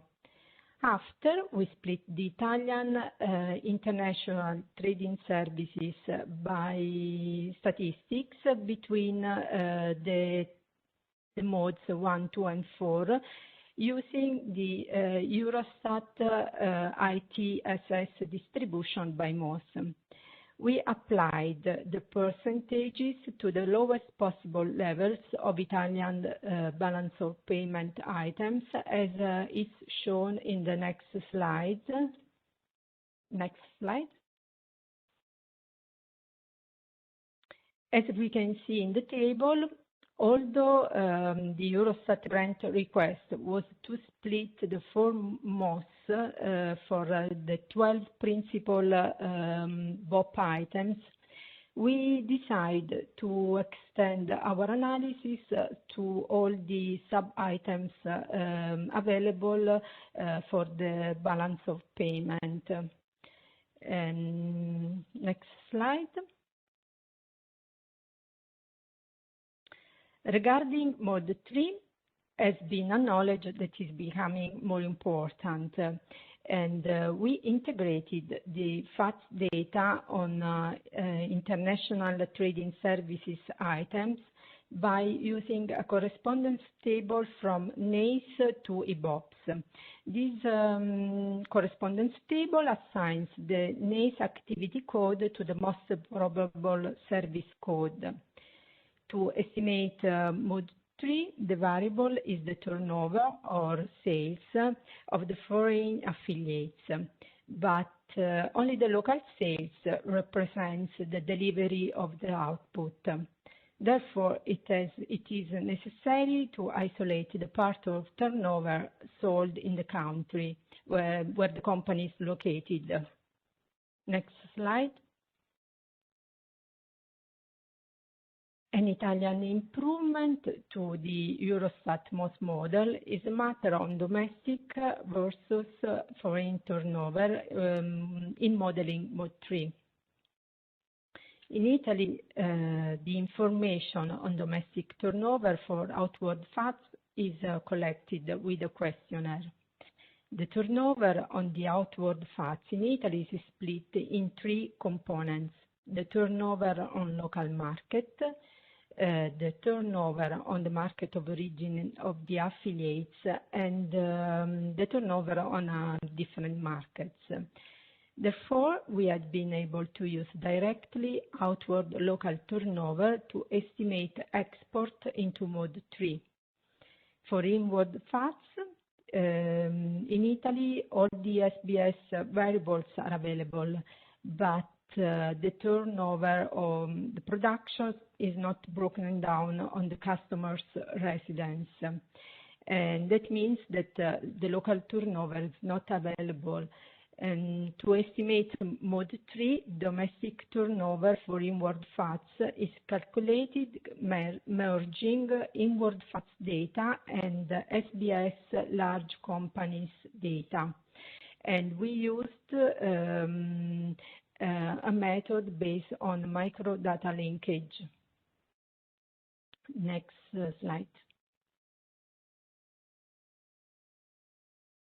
Another strength of the Italian approach is given from the distribution services that are included in the FATS statistics regarding Mode 3.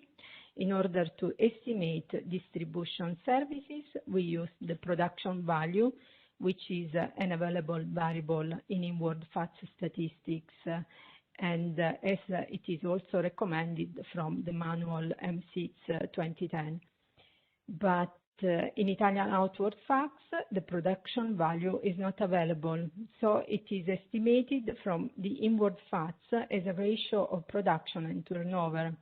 In particular, in 2015, the Italian ratio for inward was about 30% for European Union countries and about 28% for extra-European Union countries. And next one.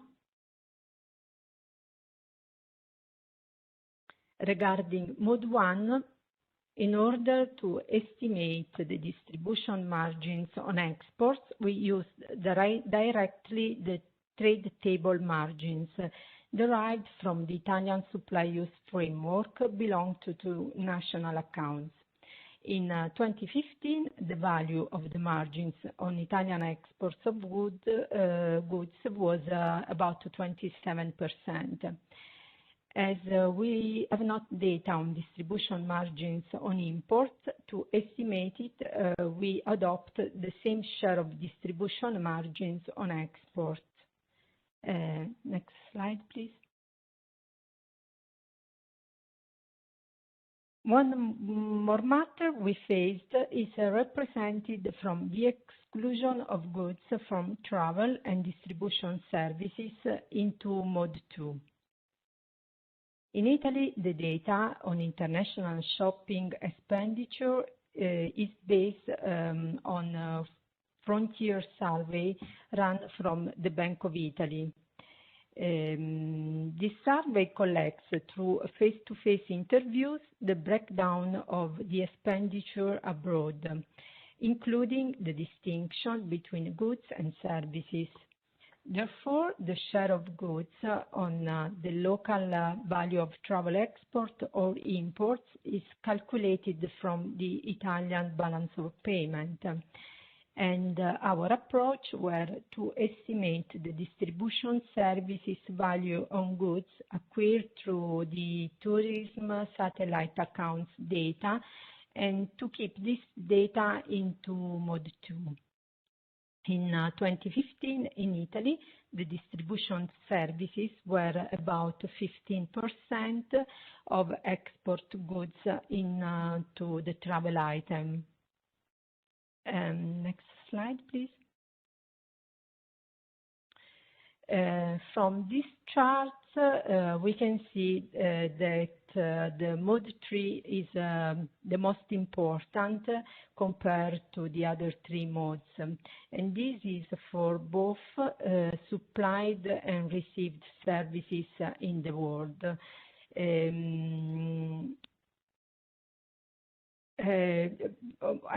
This chart is referred to the world area, and this shows that the percentage of Mode 3 is around 60%. The data are referred to 2015. Similar situation, as we can see in the next slide, is also for European Union countries and extra-European Union countries. And we can go to slide 14, please. Next one. So finally, our best improvements in modeling Mode 3 are domestic versus foreign turnover. For export, local turnover is available in Italian outward facts. For import, local turnover is estimated merging inward facts data and SBS large companies data. For what concern distribution services, we used the production value from Italian inward facts, and the ratio between production and turnover calculated for inward facts is also used to calculate the distribution services for outward facts. Next slide.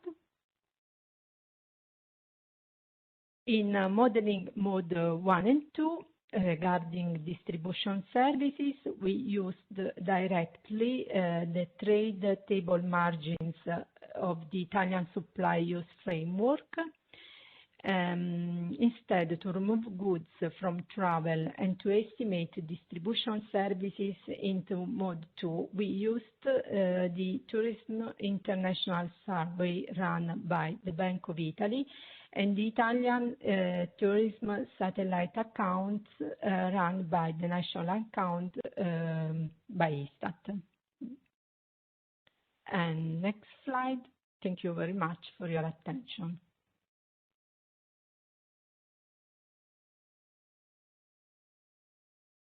Thank you, Maria Grazia. Now we will continue with Poland's presentation. Agnieszka. Thank you. Good morning, good afternoon to everyone. Today I would like to provide you with some information on the experiences of the Statistics Poland in compiling experimental data on international trade in services by modes of supply. Next slide, please. That's the plan of my presentation, but I think that I can skip it. So the next, please. Okay. So similarly to our Italian colleagues, the experiences of the Statistics Poland in compiling the international rating services by mode of supply results from the projects which have been performed so far under the grant agreement with the European Union. Moreover, at time being, the Statistics Poland participates in the next project devoted to that topic, so we can practice this data collection once again. I find it's also very helpful to participate in the works of the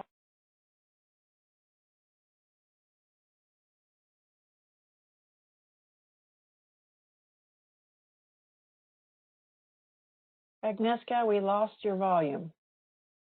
Can you unmute? Sorry. Yeah, but okay. It happens, I think, automatically. Okay. So I don't know if you heard, if you could hear this, that our experiences results from so far conducted projects. Moreover, we also participate in the works of the working group of international rating services, statistics organized by Eurostat, and the task force on the modes of supply. Next slide, please. The concept of international supply of services has already been discussed by Erika, so maybe we don't waste time for this. The next slide, please.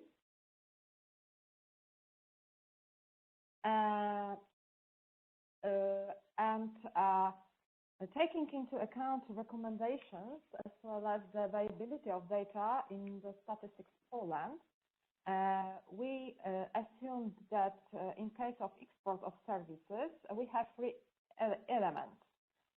So we have the services provided to non-residents under the modes of supply 1, 2, and 4, and partly, of course, construction under mode 3. Distributive services provided to non-residents due to the export of goods, and the services provided to non-residents through the commercial presence, services provided by Polish affiliates running the business activity abroad. In case of import of services, we comprise value of services purchased from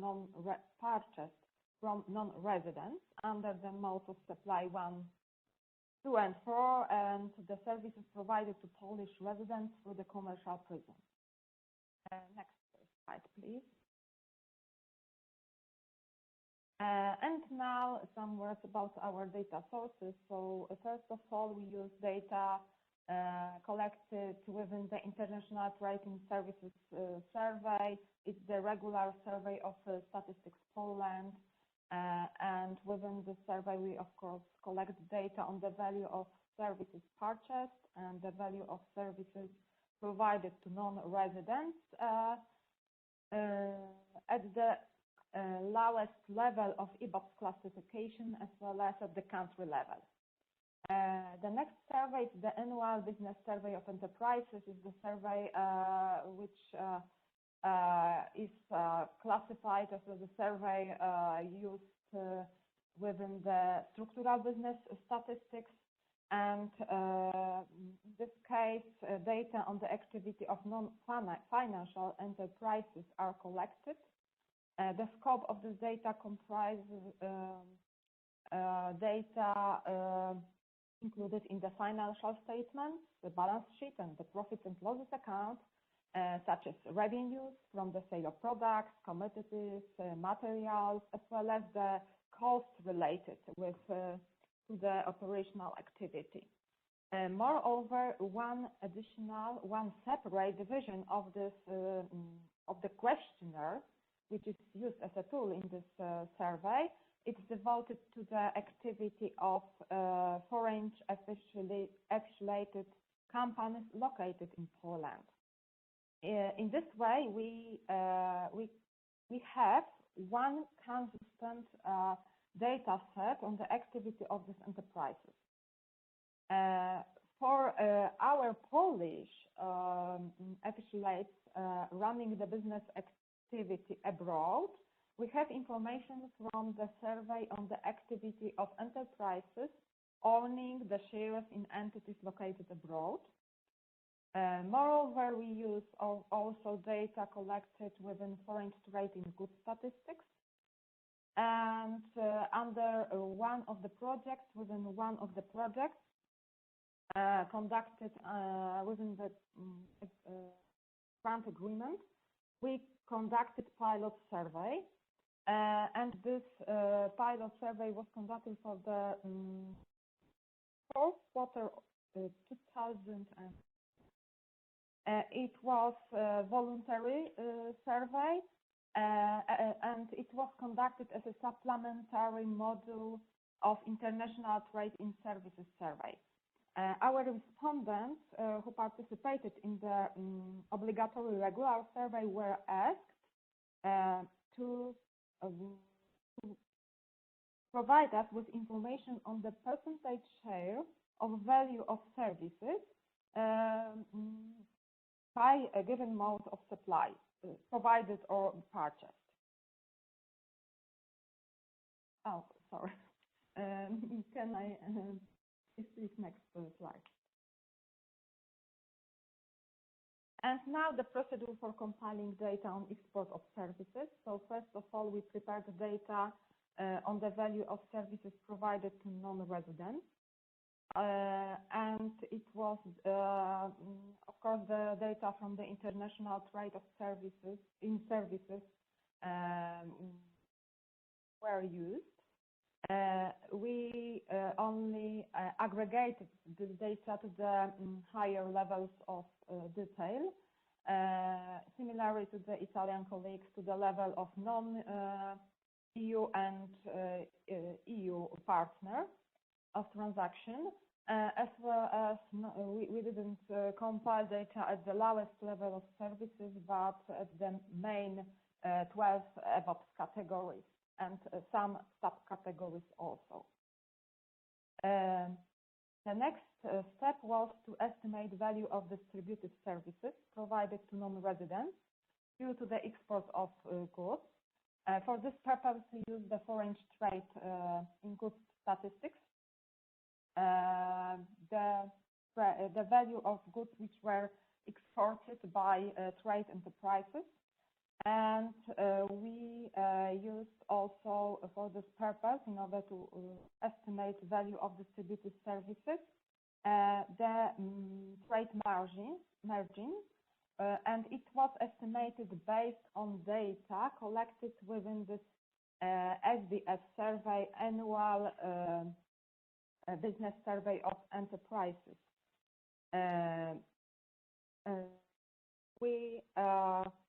We calculated this trade margin as a difference between the net revenues from the sales of materials and commodities and the purchase value of those materials and commodities. And then we calculated the value of distributed services just by multiplying the value of exported goods by the trade margin presented in percentages. The next step, it was to prepare the data on the value of services supplied through the commercial prisons.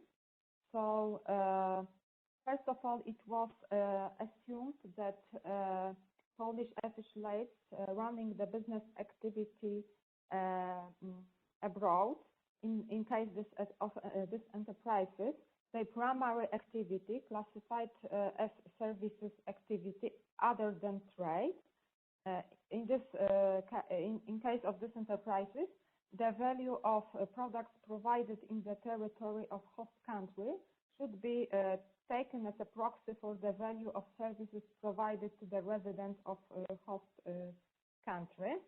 And we based on data collected within the survey on activity of enterprises owning the shares in entities located abroad. We also took into account data collected within the annual business survey under SBS.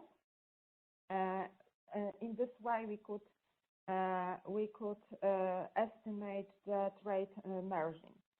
Of course, for other enterprises with their primary activity in section G, in case of wholesale and retail activity, the value of trade margin was taken as a proxy of the value of services provided to non-residents. The type of service was established based on this EBOB's ISIC bridge table, and as a proxy for country of trade, the country of residence of Polish affiliate enterprise was taken.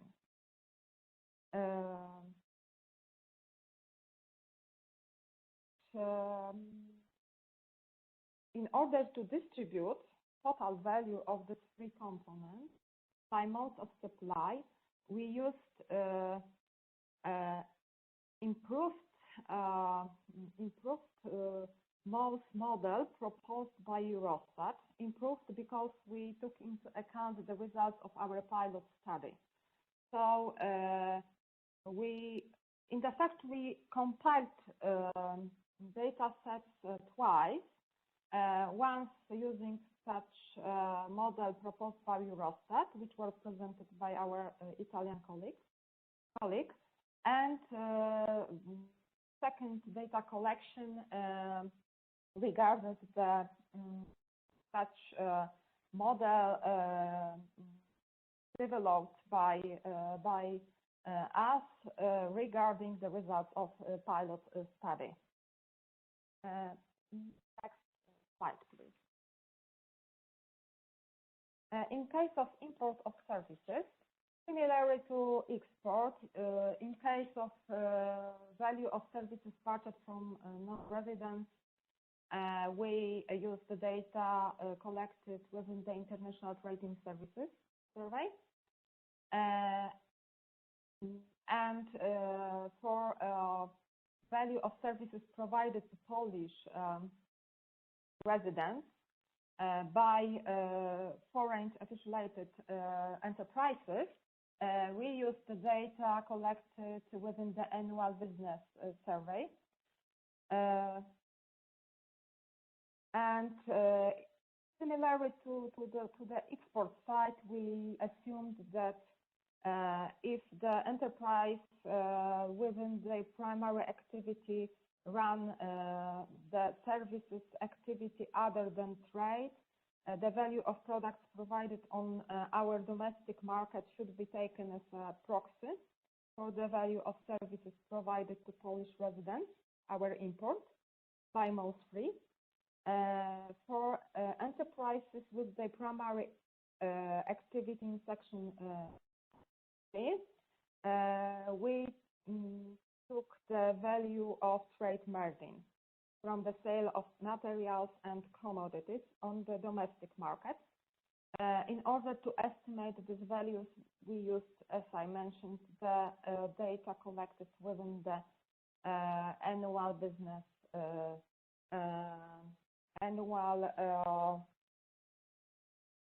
annual business survey of enterprises.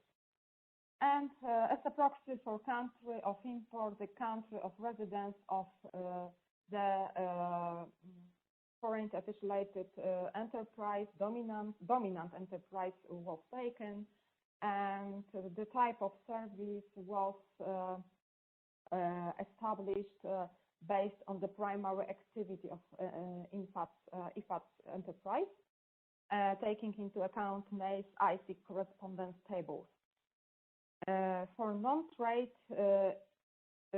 yes, I mentioned that earlier, that for non-trade, in fact, the value of products provided on the domestic market was calculated as a difference between the net revenues from the sales of products as a total and for export.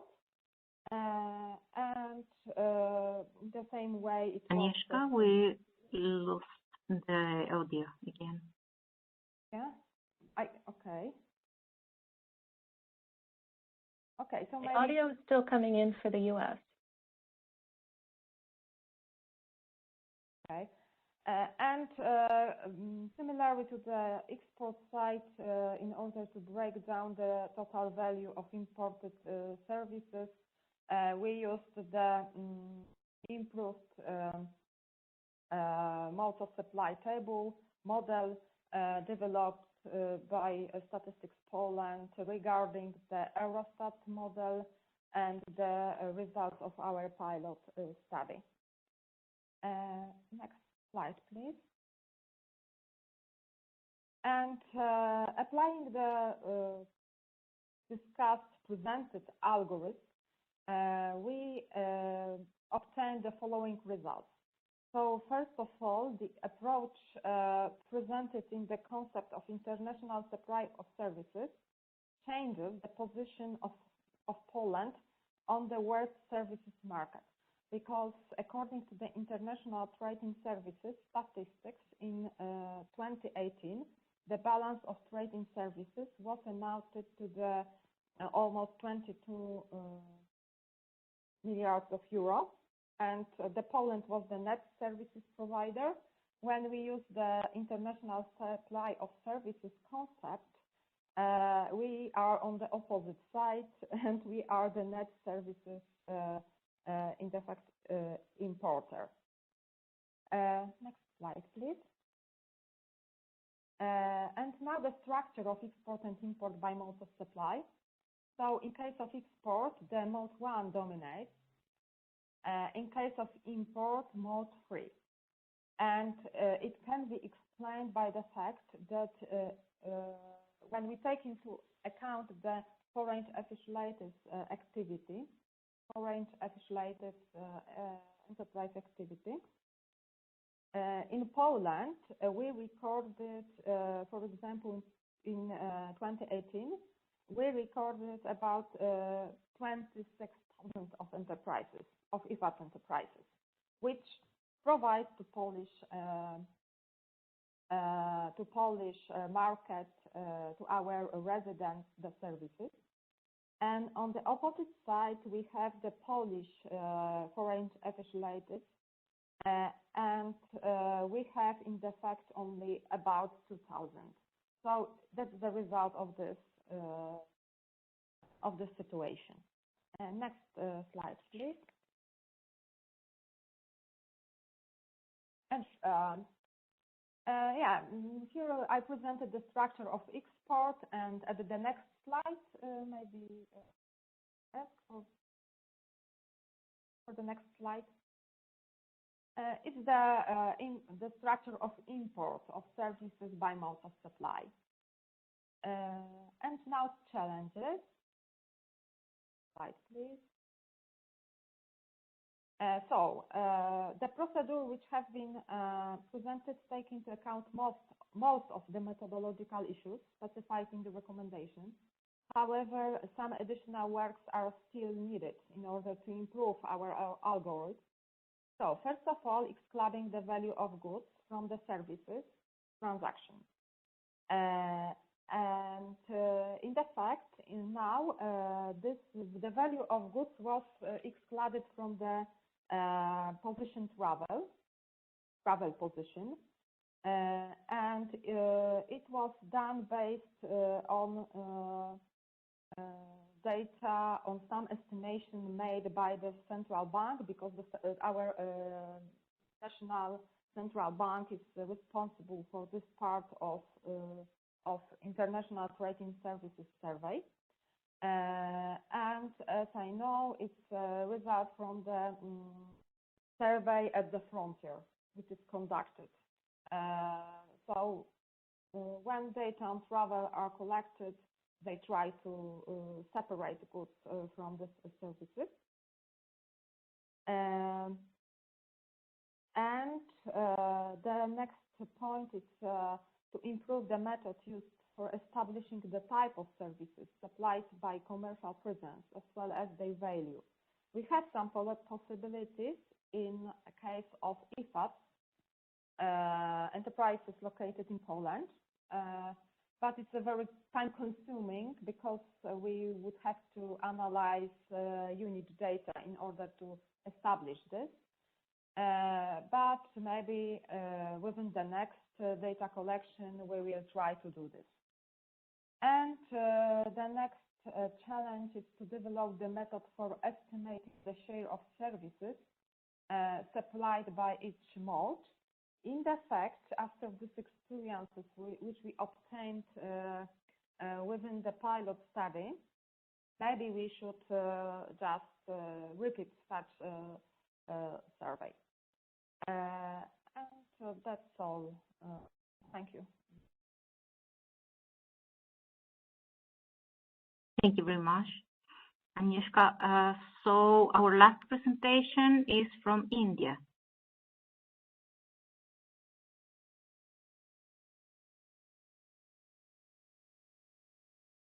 Ram and Rupa, you can take the floor.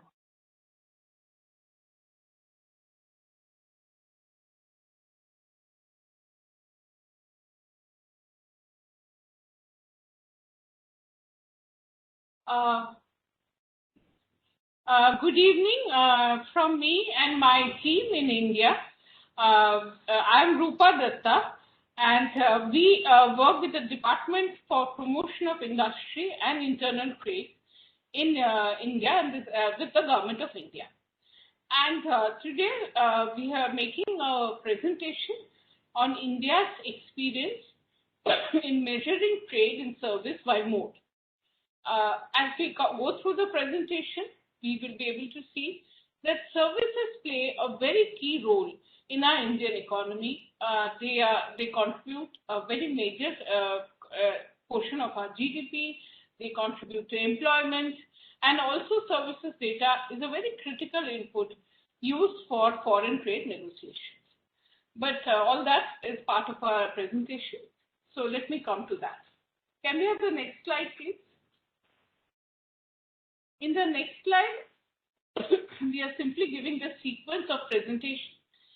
Then we start with the main presentation.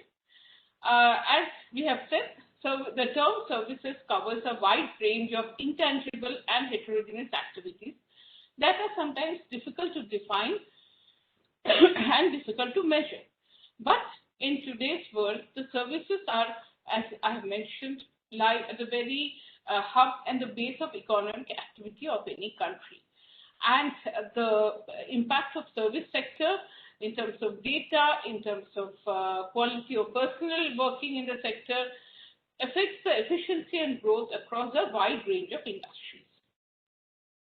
So here what we have said is services under this sector has been classified into different sections and major groups at the 2-digit level of International Standard Industrial Classification of all economic activities and the National Industrial Classification level.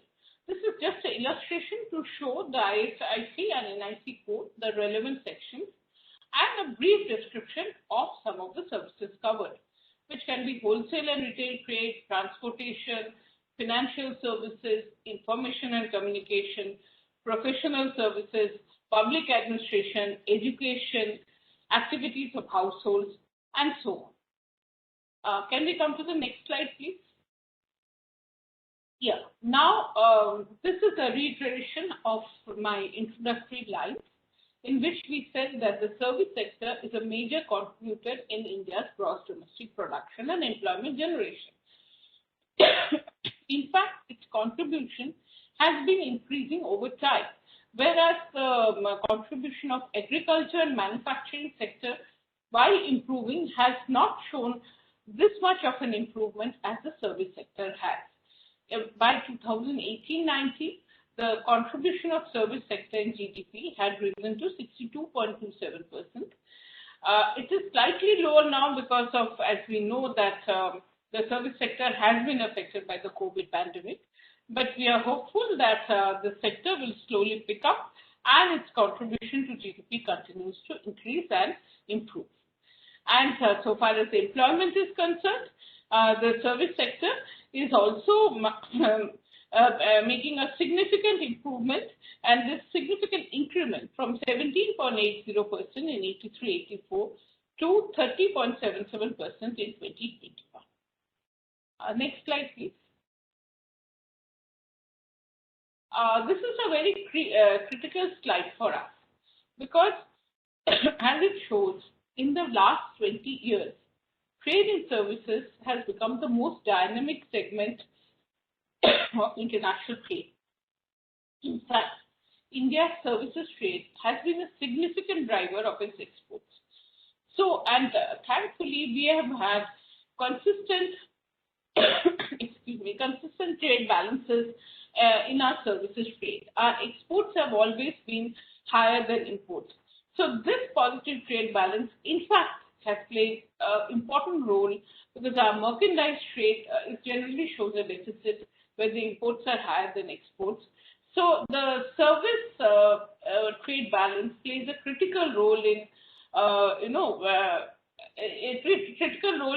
alleviating some of the effects of the merchandise trade deficit. And this is, as again repeated, this is a very critical area for us. And so although there has been some slight decline, as shown in the previous slide also, during COVID, but we hope that this sector recovers very fast and very soon. And all steps are being taken to ensure that. The next slide, please. Yeah. Now we come to our Directorate General of Commercial Intelligence and Statistics, which is part of our Ministry of Commerce and Industry.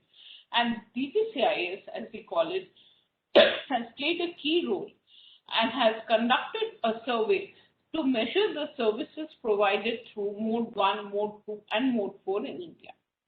The information on Mode 3 transactions was not collected in the survey.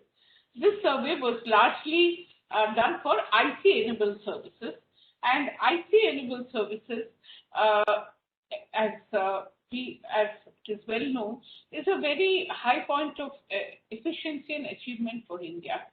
So, there's a huge amount of contribution for IT-enabled services as part of the entire service basket in terms of contribution to GDP as well as earning of foreign exchange. The IT-enabled services have been categorized into 4 major groups, namely the IT services, the ITES or the business process outsourcing BPO services, engineering services, and software products. Can we come to the next slide, please? The services, I will, as what are the modes have already been explained by all the speakers. So I will not go into that repetition. So I'm straight away coming to the services delivered through the various modes.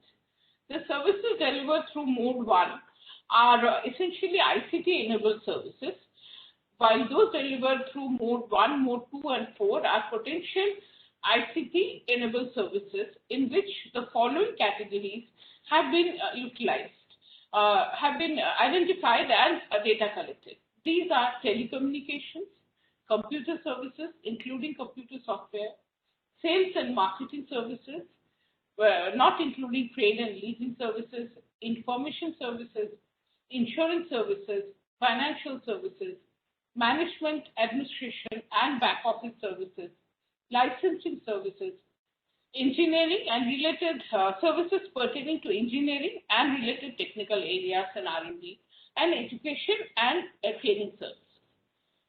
Let me also tell you that since 2002, RBI has been the sole agency involved in conducting survey annually regarding computer software and information technology service exports. And this data has been regularly published as trade data on services in its bulletin. And then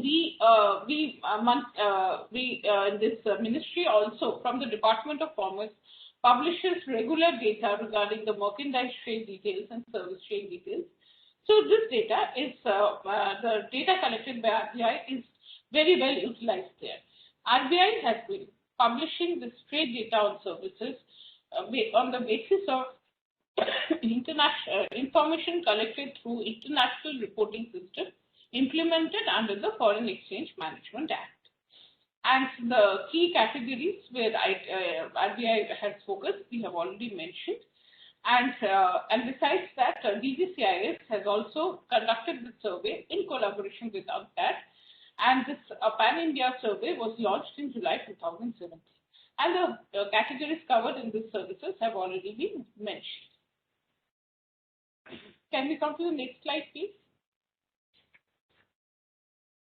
Yeah. Now we would like to give a little bit of details of this survey, which was covering the entire Union of India. And in a country as wide and as vast as ours, this was a major exercise, but it also gave a lot of important inputs which are being used for policy formation. The All India survey covered about 2,500 enterprises. And this was conducted during the financial year 2016-17, that is from April 2016 to March 2017. All the enterprises in the country were divided into census units and sample units, depending on their contribution to the total value of exports. Census units are the ones where those which have cumulative contribution of almost 90% of total value of exports, while the remaining units have very less share, and those are considered as sample units. And this information has been collected from the corporate headquarters from all the enterprises. And we have already explained what is census and sampling. And as we are saying that for the different categories of services covered are telecommunications, engineering, and other related technical services, including R&D and education. There is also a whole lot of data which has, because there is a very robust data collection system in this regard, as we have already mentioned in relation to our central bank data collection, which is RBI. So there's a data collected for financial services and also for computer services, sales and marketing services, information services, management, administration, and back office services. For this, the census units comprised of top 100 enterprises from NASSCOM's members, having accumulated contribution of 70% in total value of exports, and also data collected from the software technology parks of India. Can we now come to the next slide, please? Yeah, our questionnaire was a format questionnaire as prescribed by the IMF in the BPM6 compiler's guide was prepared in consultation with UNTAD, and certain modifications, of course, during the process of data collection, certain modifications had to be made as per requirement and as per availability. The questionnaire included 4 major sections. The section A was the identification particulars of the service provider, name, address, etc. Section B gave the general information of the firm, the total turnover, exports, number of employees.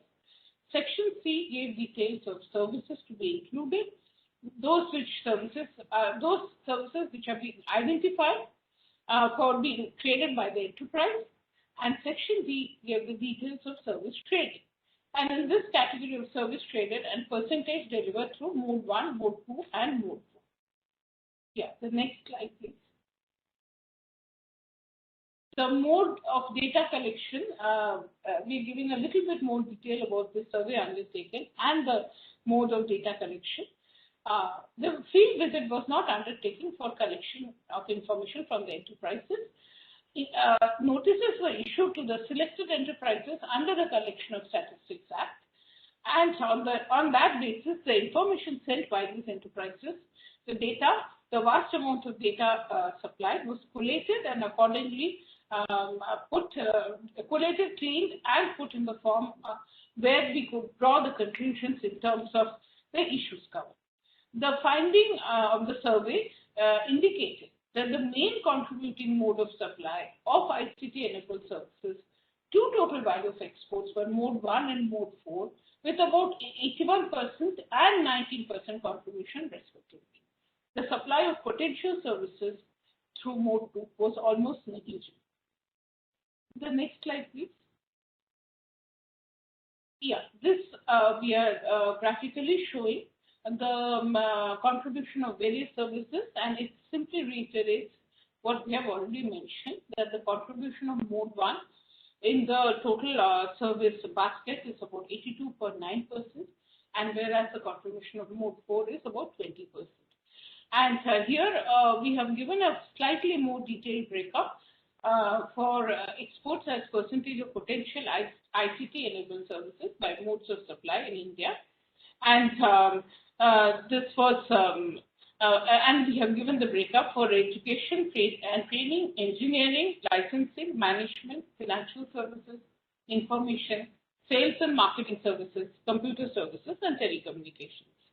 Other than education and training, delivery of services through Mode 2 was insignificant. And delivery of services through Mode 4 was the highest for computer services, followed by engineering services and education and training services. Yeah, the next slide, please. In this slide, we have shown the exports as percentage of potential ICT-enabled services by various countries.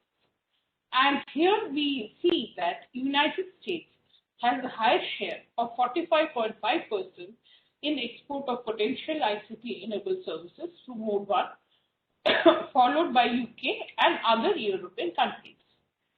And the next table indicates the value of exports of different categories of services by Mode 1, 2, and 4. And here we are seeing that computer services and management and administration and back office services are the ones that have the largest, that have made the largest contribution in world's export by Mode 1, with $47,704.30 million and $13,502.80 million, whereas export of this was by Mode 1, and whereas export of services by Mode 4 is the highest for computer-related services and engineering-related services. The data, as we can see, for it is $17,407.10 million for computer-related services, and for technical and R&D-related services, it is $1995.10 million. So Mode 1 continues to be the highest contributor in terms of exports percentage as part of potential ICT-enabled services. And of that, computer services continues to be very high, and especially so for India. Next slide, please. This is exports of ICT-enabled services by continents and countries. And this table represents the delivery of services through Mode 1, that is the exports of ICT-enabled services by different continents and countries. Here also we see, as we have indicated graphically, USA has the highest share in total export of ICT-enabled services with $45,537.0 million exports, followed by UK $9,901.0 million. Singapore is $4,695.1 million. West Asia is $2,337.1 million, and Germany is $2,057.2 million. And the rest of the countries follow. So this gives a bit more detail about the Mode 1 and its share in the total value of services, total exports of ICT and services. Up to the next slide, please. Yes. Before we end this presentation, we gave details of how important services sector and services trade is for India. How we have thankfully been getting our exports have been higher than imports, so we have been getting a trade balance for services trade, and how DGCIS in collaboration with UNTAD and IMF had launched a survey, and what are the kind of details which have thrown up. But, and as we have already mentioned, services is the very heart of activities for India, for their contribution to GDP, for their involvement in employment, and for their role played in trade. But we would like to end this presentation by highlighting some of the critical issues pertaining to service trade. most of which have already been mentioned, but we would also like to highlight some of the issues especially relevant for India. Firstly, as mentioned, services are intangible, hard to define, and unlike merchandise goods, they leave little or no administrative trail while crossing the border. As a result, the data on trade and services lack the product and the geographical details.